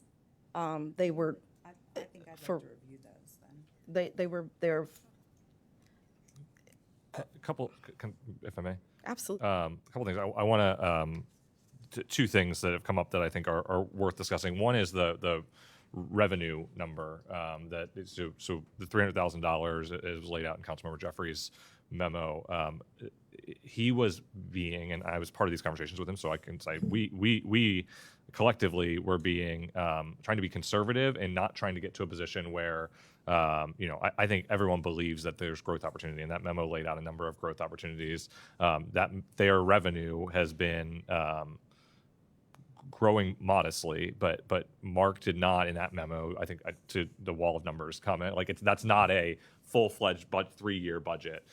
I fully expect that there's opportunity for that number to go from 300 to 325 over time. I think that what Mark was trying to do, Councilmember Jeffries was trying to do, was not present a picture that was overly ambitious and then left the organization 2 years from now with a hole that was needing to be filled again. And I think none of us would want an organization to come back to us and say, we were too ambitious in our projections and we need more funds. That's an unacceptable perspective, from my opinion. So I do think that, and Doug from Red Bike could speak to that if need be. The other one is maybe Andy could speak to some of the preliminary conversations that have come from a first last mile perspective, because I do think that you're right, Sarah, that understanding some of the potential specifics there is helpful for us to envision how this plugs into our organization.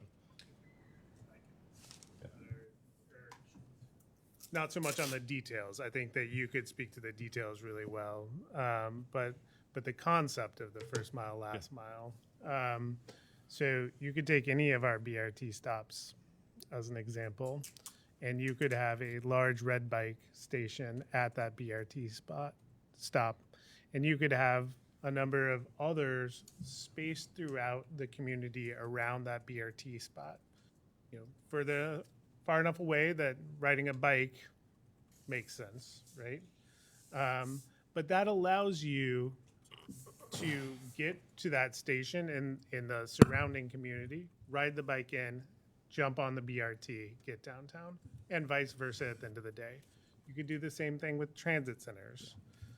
You can also, and this is something I would be interested in, is aligning our bus routes even at parks and with Red Bikes, so that our riders could go out, get off at Lunken and get on a bike and ride around and enjoy that space as well. So these are the connections that we're talking about. I think the transit, people tend to go towards that BRT first mile, last mile solution. There are other uses as well. And I see the investment here as an advantageous one. I'm not exactly going all the way down the business analogy, but the thing is, a massive amount of capital investment has gone into Red Bike already. The city has put in OKI has put in grants. OKI, and there's an opportunity now for relatively lower amount of money to come in and reshape it to the transit system. And so if you talk about it as a business measure, you can leverage that capital investment in a way that we can never build on our own. So that's exciting to me there. I don't know, did I get everything? Yeah, I would just say that, I think that College Hill, Avondale, Walnut Hills, North Side, Clifton are all communities, potentially even some West Side neighborhoods. There's less red bike infrastructure on the West Side as of now, are all places that I know that Red Bike staff and Metro staff have talked about as possible opportunities, right? There's a gap, frankly, in Avondale, between Reading Road and Vine Street and sort of that area where if you were able to connect folks by bike, they'd be able to take a relatively short bike ride. The same thing is true of a neighborhood like Clifton, where it's a long north-south neighborhood. You might live a mile from the business district, but there's already red bike stations there. If you embedded a couple bikes in neighborhoods, all of a sudden folks are saying, yeah, actually, it does make sense for me to get up to Ludlow and ride that bus, or get to Clifton and ride that bus. So just helping folks understand. I mean, that's something that is preliminary from planning staff and from administration and Red Bike, but those are real opportunities that could be deployed in the short term. We wouldn't have to wait just for BRT. If I could say one more thing to just that point right there. So Northside is about to be home to over 50 new apartment units very close to our Northside Transit Center. And our business association requested a meeting with that development and Red Bike because they wanted to incorporate all pieces together. And so this development includes a parking lot that has a 2-unit to 1 parking space ratio because it is recognized that people want to live there and not rely on a car and instead use these other options to connect to things. So I just think that speaks pretty powerfully to interest. Ms. Clark, I know we've been kind of long on this discussion, but just want to get some clarity. First of all, I support the Red Bike, mainly I like what Neil said, and Brianna and others have said, Sarah. I support it, but also we're talking about amending the motion, and so we're still trying to frame what kind of motion we're going to have. We're talking about adding the possibility of having board members on Red Bike. But the other thing we said was, if something should happen financially, because our fiduciary responsibility, if something should happen financially with Red Bike, I'm hearing saying pull our money, but I think we're talking about just stop the funding. Yes. And so we're not really talking about getting money back. We're just saying we will stop whatever other money we had committed will not be given. But then also, what would that have to be? I mean, what is the measurement we're looking for to say, okay, something has happened here that we're now going to stop the funding? And so I think if we can get some clarity, that'll help me at least to say, well, they have gone below what we thought they were going to do. We're going to stop our funding. I think the wording there would be important, right? But conceptually, it would be if we were being asked to contribute more, or if the system couldn't function significantly with what we were given, that we would give an opportunity to reconsider. And it would probably be on an annual basis. So, we would commit definitely to the first year as long as all the other partners came in. I do want to note one thing. In terms of process right now, we're very open. We have lots of options. We could ask for a much more detailed presentation, and we could move on this in December if we wanted to go in that direction. Or we can just move forward with it now and have a motion next week. So that is open. I think we can handle it in terms of the budget if we were to do it in December. If I may, Ms. Clark. I would also, and this is where lawyers and administration helpful, if we're actually procuring first and last mile services, there would be a contract between our organization and a nonprofit organization. And the terms of that contract are ones that this administration would negotiate. And so I think to some of the questions about sort of how would this work, the reason I sort of gave the direction in the motion, gave the directional next 3 years, is because that is what's sort of been being requested of all these coalition partners, to be able to create a stable foundation for a multi-year approach. But I would assume that if we're procuring these services and if they're embedding in neighborhoods, we would have a contract with them that would be defined by a number of years, or that would be defined by a number of years with a renewal term or something.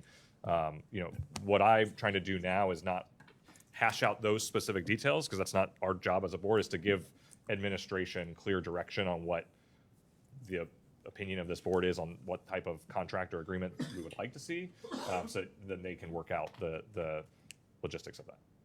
Can you read, My due diligence, understand that. Yeah, for sure, for sure. can you please read the motion as it is currently so that we can see where we need to make Yes. additions? So here's, I think I typed 3 new words into this, so I'm going to read it as I typed it based on what Blake had sent. So forgive me. I move that Cincinnati Metro commit to $125,000 funding to procure first mile, last mile opportunities within our footprint and to integrate past usage in alignment with the funding package presented in Councilmember Jeffrey's memo each of the next 3 years. So $125,000 each of the next 3 years. Consistent with the memo, I move that Metro's investments be made once the complete funding plan comes together. That's probably something we can beef up the language on.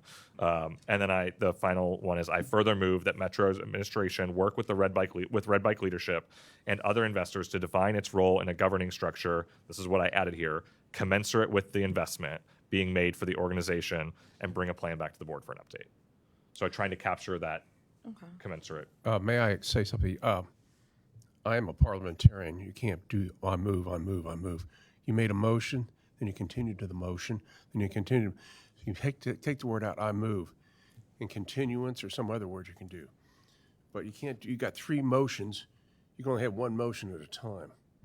So if Kim, could you help me revise that to be appropriate? You have to revise that. If you take out the I move, Further, Yeah, you can't do further, that. yeah. Yeah. Sorry, these are my city council motion writing days of, yeah. So, I didn't mean to interrupt you on that, but That's okay. Thought I'd So let I you know. would ask that prior to us receiving a motion, that as I've been asking and we've been asking for months, is that we have a proposal that is submitted to this body. which you had that on Friday.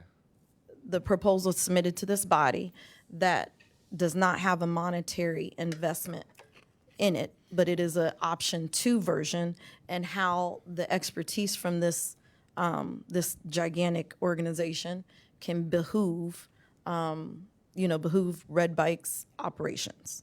With all due respect, Ms. Clark, if someone on the board wants to bring that motion, they are welcome to.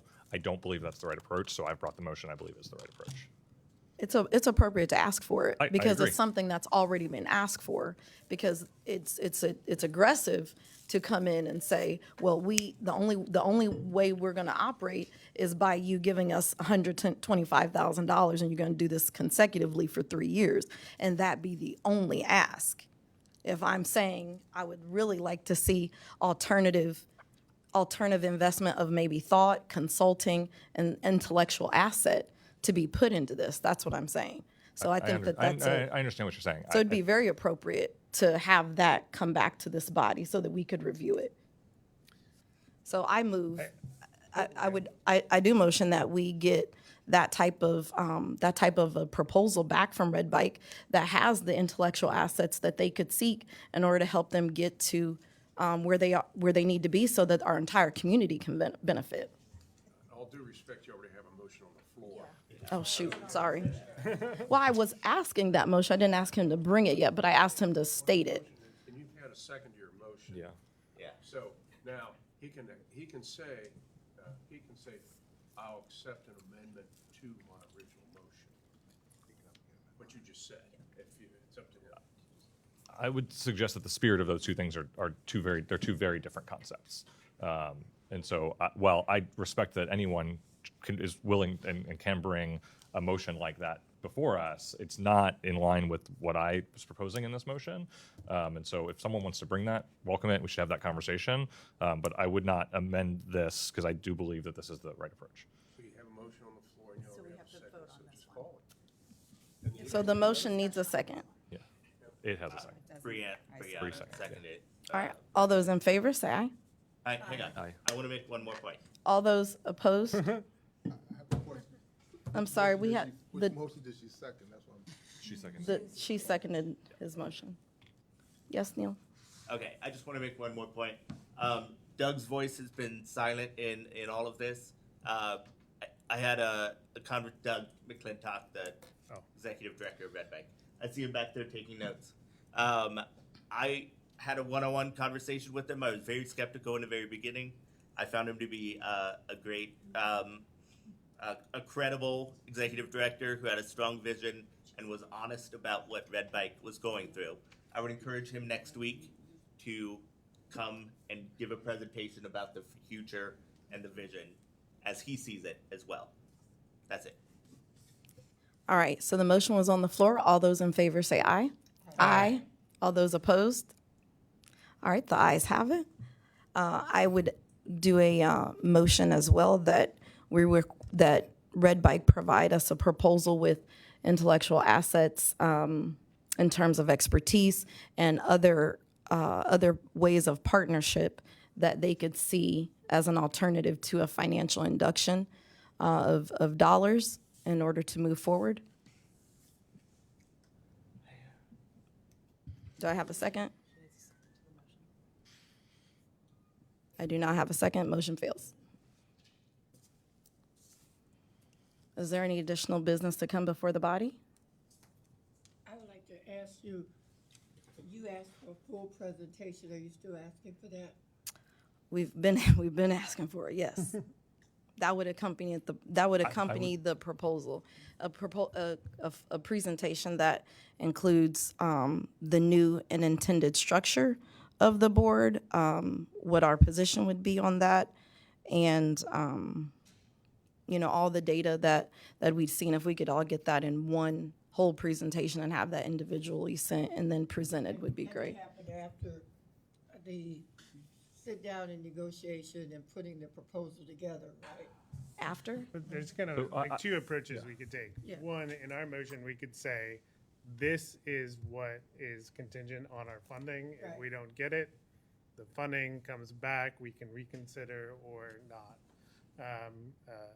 That may be more realistic in Right. the next week, instead of getting Red Bike to go through all the work that they would need. Or we could wait. We could wait for another month. I personally would like to move forward and get this done. But we could also wait and ask for more information. Pete?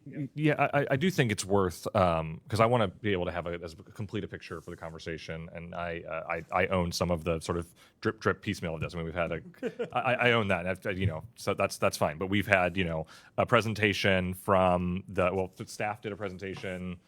I don't remember when that was, sometime in the last year. We had a presentation from the consultants in September. I pulled together a memo that I shared with all of you, and we had the memo from Councilmember Jeffries. At a minimum, I think in our packet for the next meeting, if all four of those documents can be put together in one place, I think is probably a good place. But I hear that there are other pieces of information, and I'm happy to work with Doug and with others to make sure that, to the extent that that information is available and has been produced, like, we should make sure that we all have our hands on it. So I'm happy to run point on that if you want to send those directly to me. I've been trying to capture some of those things. I know, Gwen, I heard you talk about organizational structure and budget.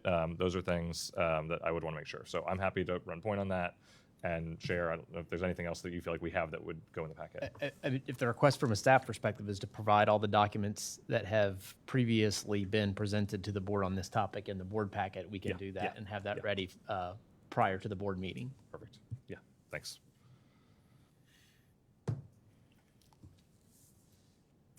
Thank you, Ms. Clark, for leading a difficult conversation. I think there's a lot of different views on this, and that's why we're here, to make the hard decisions. So I appreciate it. Absolutely, absolutely. With that, if there's not any new business to come before the body, we will adjourn at 10:24 and go ahead and move into planning and ops. All right. Thank you. If you don't mind,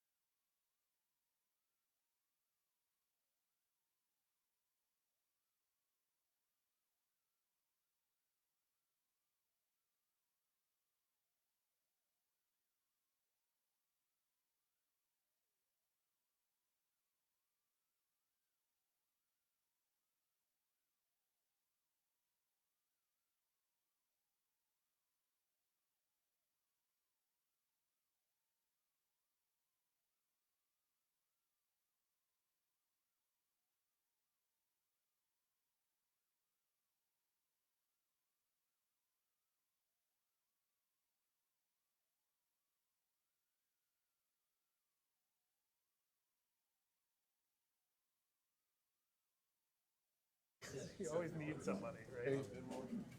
Mr. Hamlin, good interview yesterday. I saw it on. Was that okay? Yeah, that was good. Yeah. They saved the best for last. I tell you what, man, stuff like that makes me nervous. I'm not good at stuff like that. I'm better one-on-one than I am. Yeah, me either. I don't like the TV stuff. I don't need to. I don't need You trying to hurry up?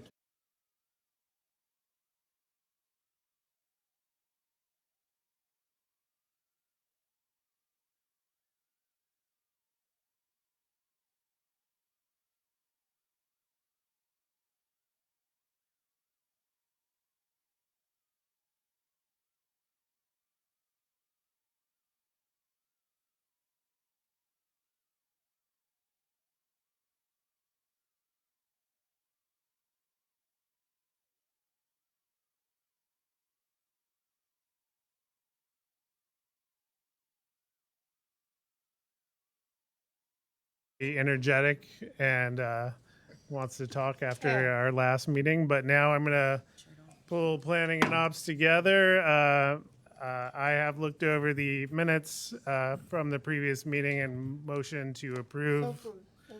I have a second from Gwen, so all in favor say aye. Aye. Opposed say left. Abstentions, seeing none, the minutes are approved. We have good news, ridership report. We have a motion on the safety plan, which is incredibly important. Everything is, but the safety plan is critical every year. And then we have a contract award for our Office or Microsoft 365 access. And that is all unless there's new business. All right. Adrian, you're taking away good news? All right, yes, good morning. The September Silver Wheel Award winners, real quickly. We have our Leadership Award, Charlene Calhoun. She's the manager of our Customer Care Center and is being recognized for her commitment to her team and going above and beyond expectations. And she regularly volunteers for the many of the Metro volunteer opportunities we have with our organizations outside of Metro. Next, we have administrative support employee Nate Kempfus. He's a scheduler in the SPDI department and is being recognized for his willingness to always perform additional duties. He takes on and has led multiple projects for SPDI in the absence of a manager recently. So congratulations to both of those individuals. Next, we'll move on to our Queensgate operator, Laquita Greer. Laquita is being recognized for recently. She saw a injured bystander as she was on her route. Along her route, she noticed them, stopped her bus, and quickly notified authorities, and then emergency services were able to get there timely to assist that individual. So again, this just continues to show the compassion for the community that our operators have. So again, congratulations to Laquita. Then we have Queensgate maintenance employee Michael Martin. Michael is a janitor at the Queensgate location, and he is always willing to help. He performs a great quality of work. He is well known at the garage for his attitude and how positive he is and how clean he keeps the area overall. So congratulations to Michael. Then we have Bond Hill Operator of the Month, Randy Klein. Randy is being recognized. He has received multiple customer service commendations for his level of professionalism and how he supports and conducts himself with serving the community and our customers. 0 absences, discipline, customer complaints, and accidents, and an OTP just under 86%. And then we have Bond Hill maintenance employee, Rona Mertz. Rona is a hostler at the Bond Hill location and is being recognized for the work for the pride she takes in her work, and that she's done that with very little supervision. She's extremely positive and always willing to help others. And then finally, we have Access Driver Employee of the Month, Doretha Marshall. And again, she's been recognized for her dependability, her on-time performance. She is consecutively in the 90s to 100%, and this displays a super positive attitude and is always volunteering to help new access drivers. So again, congratulations to all of the September Silver Wheel Award winners. Thank you. I think there's a question from the board on the role of a hustler. Hostler. Oh, Sorry. H-O. Hostler. hostler. Okay, I think there's a misunderstanding there. I was like maybe getting people out the door. What is a hostler? Hostler. It's called a hostler. Yeah. I still have another question. Yeah. No, what is the role? What's the responsibility of the scheduler? Oh, they are the ones that do the planning and schedule of our schedules for the buses on the routes. Is that like a supervisor position? Well, that particular individual is not. They do have supervisors in that department, but that individual actually does the scheduling work. Any other questions? Yeah, Pete's making me laugh before I get to talk. Yeah, derived from the Latin word for, no, I'm kidding. So the hostler really starts the cleaning process with the buses. So sweeping inside, spot cleaning, but also part of the deep cleaning efforts there. So part of the cleaning team, fueling teams, that bus comes off the road, getting it ready to go back out. I don't know where it came from. My best guess is they changed a U to an O for obvious copacetic reasons. That's my best guess. But thank you, Adrian. Good stuff.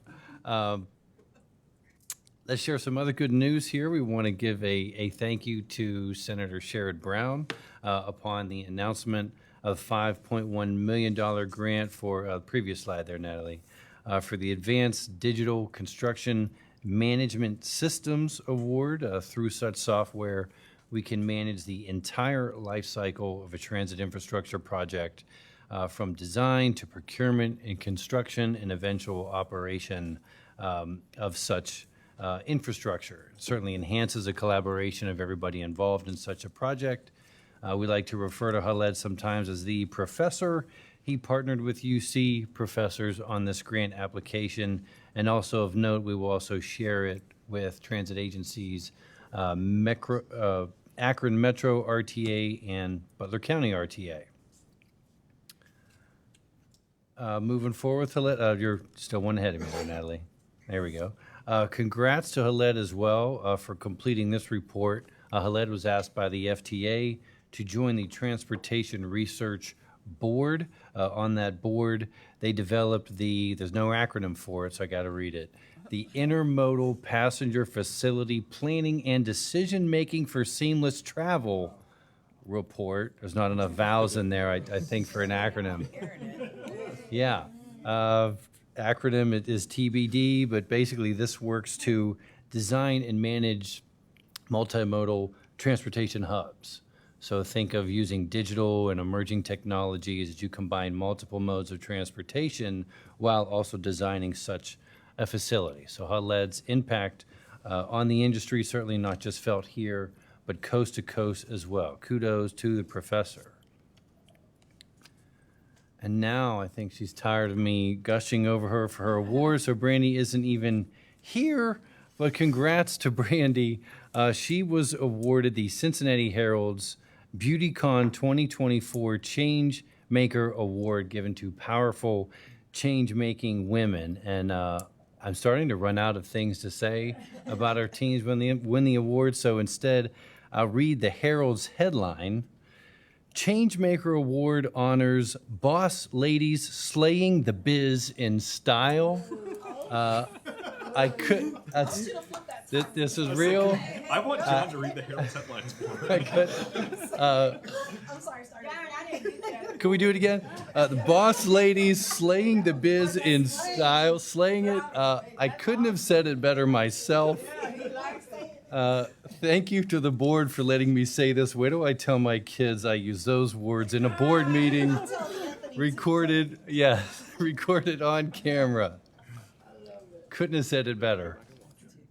Moving to BRT updates, the votes are in. We've completed some robust community engagement, or completed just this phase really, through over 2,200 responses. The suspended roof design, that is the winning concept. The team is now working to move this from concept to detailed design and eventually reality. Community engagement will certainly continue as we round out the amenities and more design specifics on the, right now, advancing past concept design, the suspended roof design for BRT stations. And lastly, in the good news, let's share some Blink highlights, right? We know we did a really good job. Let's put some numbers to how well we did, and really as our customers have relayed back to us. Most of the respondents, we took surveys of those who took our shuttle. They are spread throughout Hamilton County. About half of them heard about our services through social media and local news. Note also that 55% of them were new or rare Metro riders in general, but 60% of them who go to the festival use Metro for the first time to get there. So the word is certainly out. Very high marks for customer satisfaction for the overall experience. Kudos to the ops team and everybody who helped make that happen. But also note, with these new folks to our system, 95% high rating for the professionalism and friendliness of the staff, 98% rating in terms of the safety of our operations. So very good turnout there, very good data that we can use and share with the team as we debrief Blink and get ready for 2 years from now.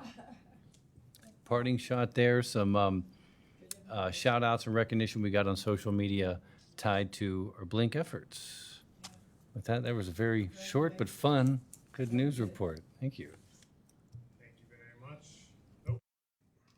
Thank you for that good news. Mr. Simon, ridership report.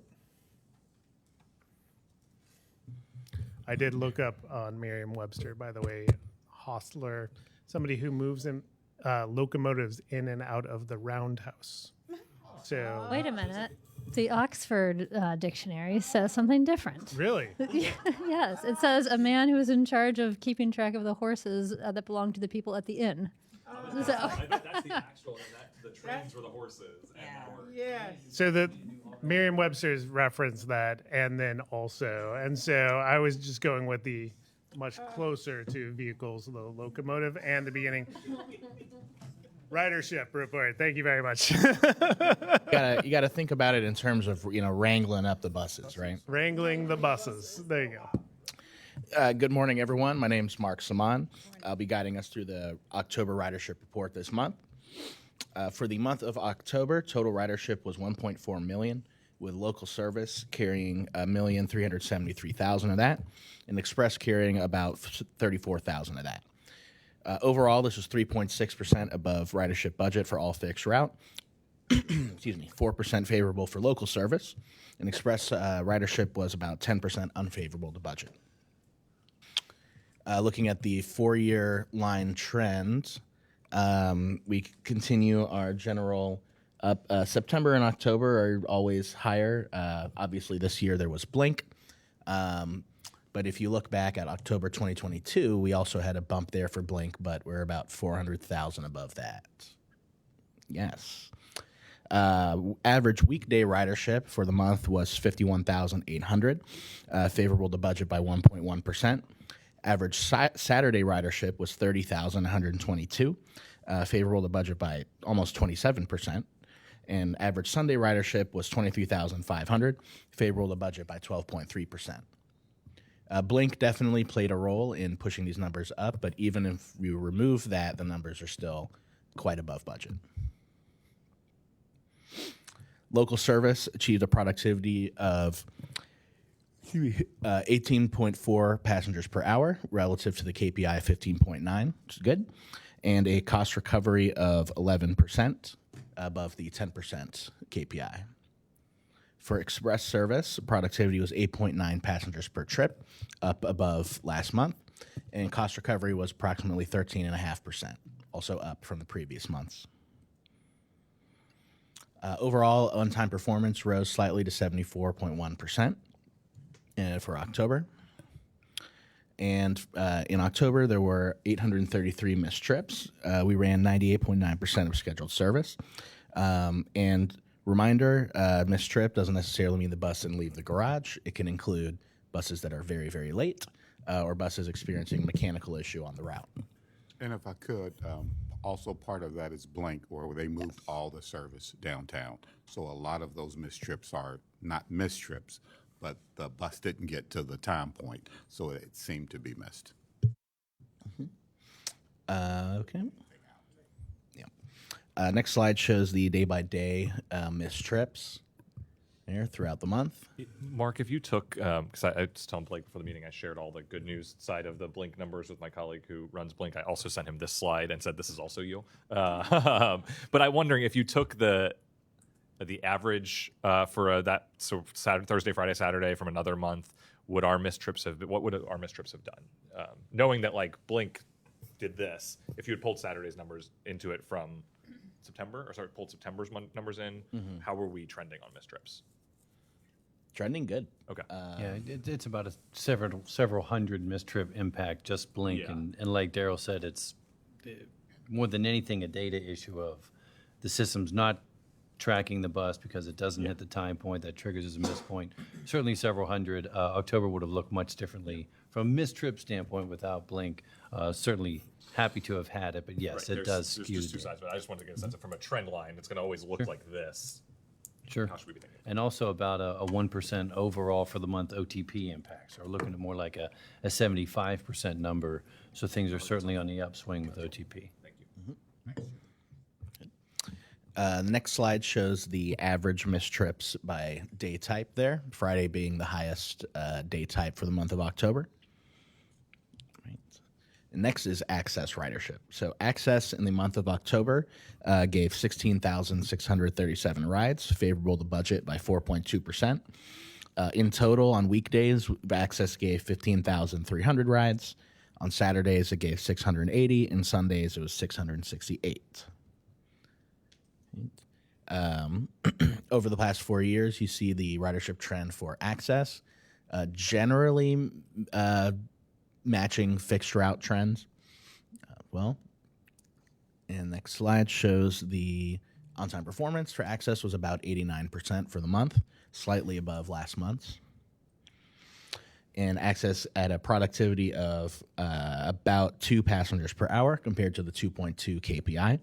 And the cost per passenger was $49.88 compared to the $55 KPI. Mark, I have a quick question. Sure. And I apologize if we have gone over this, but with Access, I've ventured just slightly in this space, and so it's getting very interesting to me. The KPIs, what contributes to the KPI for this particular branch? Is it because you're not picking up nearly as many people? Right. Is it because of it's the just the time it takes to probably get on and off, or and if that is the case, then are those time allowances, or perhaps maybe if we consider them delays, are they in there so that we already know that this is going to take X amount of time? Because I don't feel like it's that they're missing these people at all. I don't feel like it's any of those issues. Am I making sense? I'm probably going around. That is all built into the KPIs. It is? What the expected time, how many passengers per trip, all of that is built into the KPIs. So what makes it lower? What makes these? It's a point-to-point service where you can go anywhere in the service area. So the trip for 1 or 2 people on there might take 30 minutes. So if you do 2 of those in an hour, then you get 2-ish passengers per hour. Just the style of service. Versus like a Metro now, which is so confined to a specific area, they can pick up more people per hour. So, okay. Thank you. Paratransit scheduling and performance is both simple and complicated. So you have productivity, how many passengers are you moving, and then you have on-time performance, and these are often weighed against each other. And it seems simple, but when you're moving across an entire metro region that has bridge outages and crosstown highways that are shut down for months and all these kind of things, it's hard to be perfect on it. And then the OTP is often connected to an arrival window. So you're right, we might be a minute late from that window, still provide the trip, and then we take a hit on OTP. So is this the best way to look at it when we know that we have to kind of take those things into account? Because I don't want to look at it as, first off, I'm not looking at it in a negative way, and I'm not looking at this as if we're not necessarily meeting us. I think we were doing really well with those factors involved. I'm just wondering, is this the best way to share it? That's Yeah, all. and passengers per hour is a very common industry metric that we track. Meet your customer. Yeah. And believe it or not, our access productivity is higher than other cities. Yes. Right. Metro Now. So Metro Now continues to rise with 9,270 passengers for the month of October amongst the two different zones. The overall pickup on-time performance rate was about 97.6%. So quite a big jump from the previous months there for the month of October. So we've got almost 2,000 increase in 1 month? Yeah. Yeah. And when I talk with the comms folks downstairs, I mean, they are out there, like they are pounding that pavement. Because we didn't, and there was a past month where we had a jump because we made some adjustments to the span, but that just happened. So, and for the next slide, break down weekday, Saturday, Sunday. So all of the categories went up, particularly weekday. I think that was responsible for most of the increase. So on an average weekday, Metro Now gave 326 rides. On the average Saturday, it was 225, and on average Sunday, it was 213. So the back part of the presentation, we typically don't go over in the meeting. It's in your packets. If you have any questions about the route by route level information, be happy to answer those. But otherwise, thanks for listening. Thank you very much. Questions, concerns? If not, let's move on to Just the real quick question, not to be addressed in this meeting, but I'm curious as we think about Blink Weekend and the local network. I'd love to just know how ridership improved on various local services. That doesn't need to be discussed now, but I would just love to know that information. Thank you. Thank you. The question, did anybody take Metro Now to a trunk route to go to Blink? I'm not saying that we have to answer that, but my mind goes there and it has curiosities. All right, so we need to move into a couple motions here. The first is on the agency safety plan that we have to address every year. Mr. Weil? Mr. Weil, yes. Weil. Thank you. Yes, Mike Weil. I'm trying to get adjusted to it. I was going to say Mike, and I just backed out of that. Mike's fine. Wow. Yeah, thank you. Hello, everyone. I'm going to walk you through the agency safety plan this morning. So 2025 is our 5th year since the agency safety plan was developed to reflect changes in the FTA's directive. The directive led to the redesign of our safety and security committees to form a joint safety committee. This is important to know because we now have an equal number of management and frontline employees representing that committee. So our agency safety plan describes our agency assets, promotes communication, continuous improvement, and requires us to set safety performance standards based on FTA guidelines. So for 2025, the plan remains relatively the same with the exception of General Directive 24-1, which required us to conduct a safety risk assessment related to assaults on transit workers. We determined the level of risk, that's the likelihood and severity. We identified risk mitigation strategies, and then we submit this information to the FTA. This next slide has a risk matrix that was given to us by the FTA. The Joint Safety Committee used this to rate the likelihood and severity of physical assault on operators. The likelihood is very low, but the severity, the impact of this organization would be much higher, level D actually on that. So they gave us this, and we use this as part of that evaluation. Next is our risk mitigation strategies. Operator protective barriers is a big one. Currently, we have about 200 more of our coaches to install these on. The project is underway. We'll have this completed by June of 2025.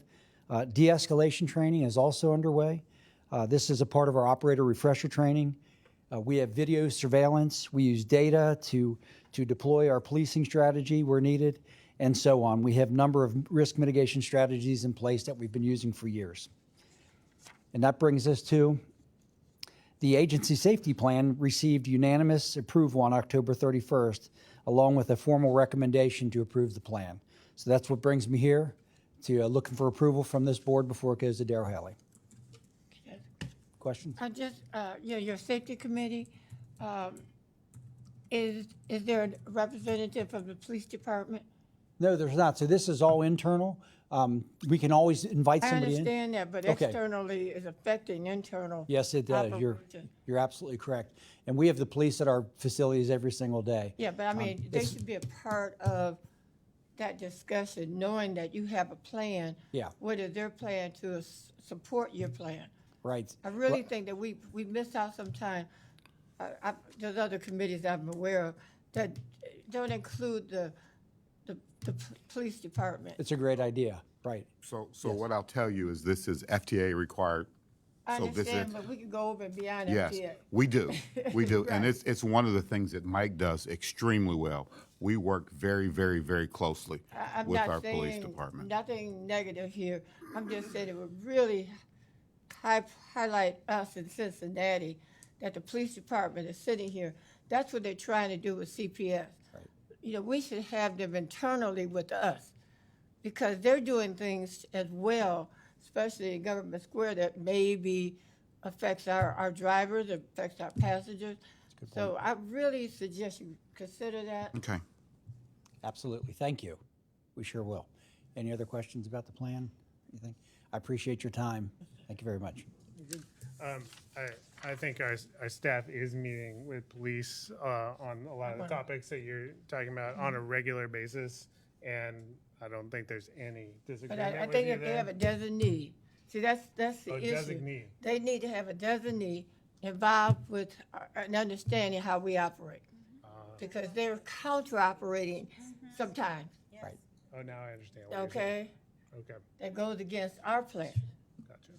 So this is a motion and a plan connected to a FTA requirements that we have to do every year.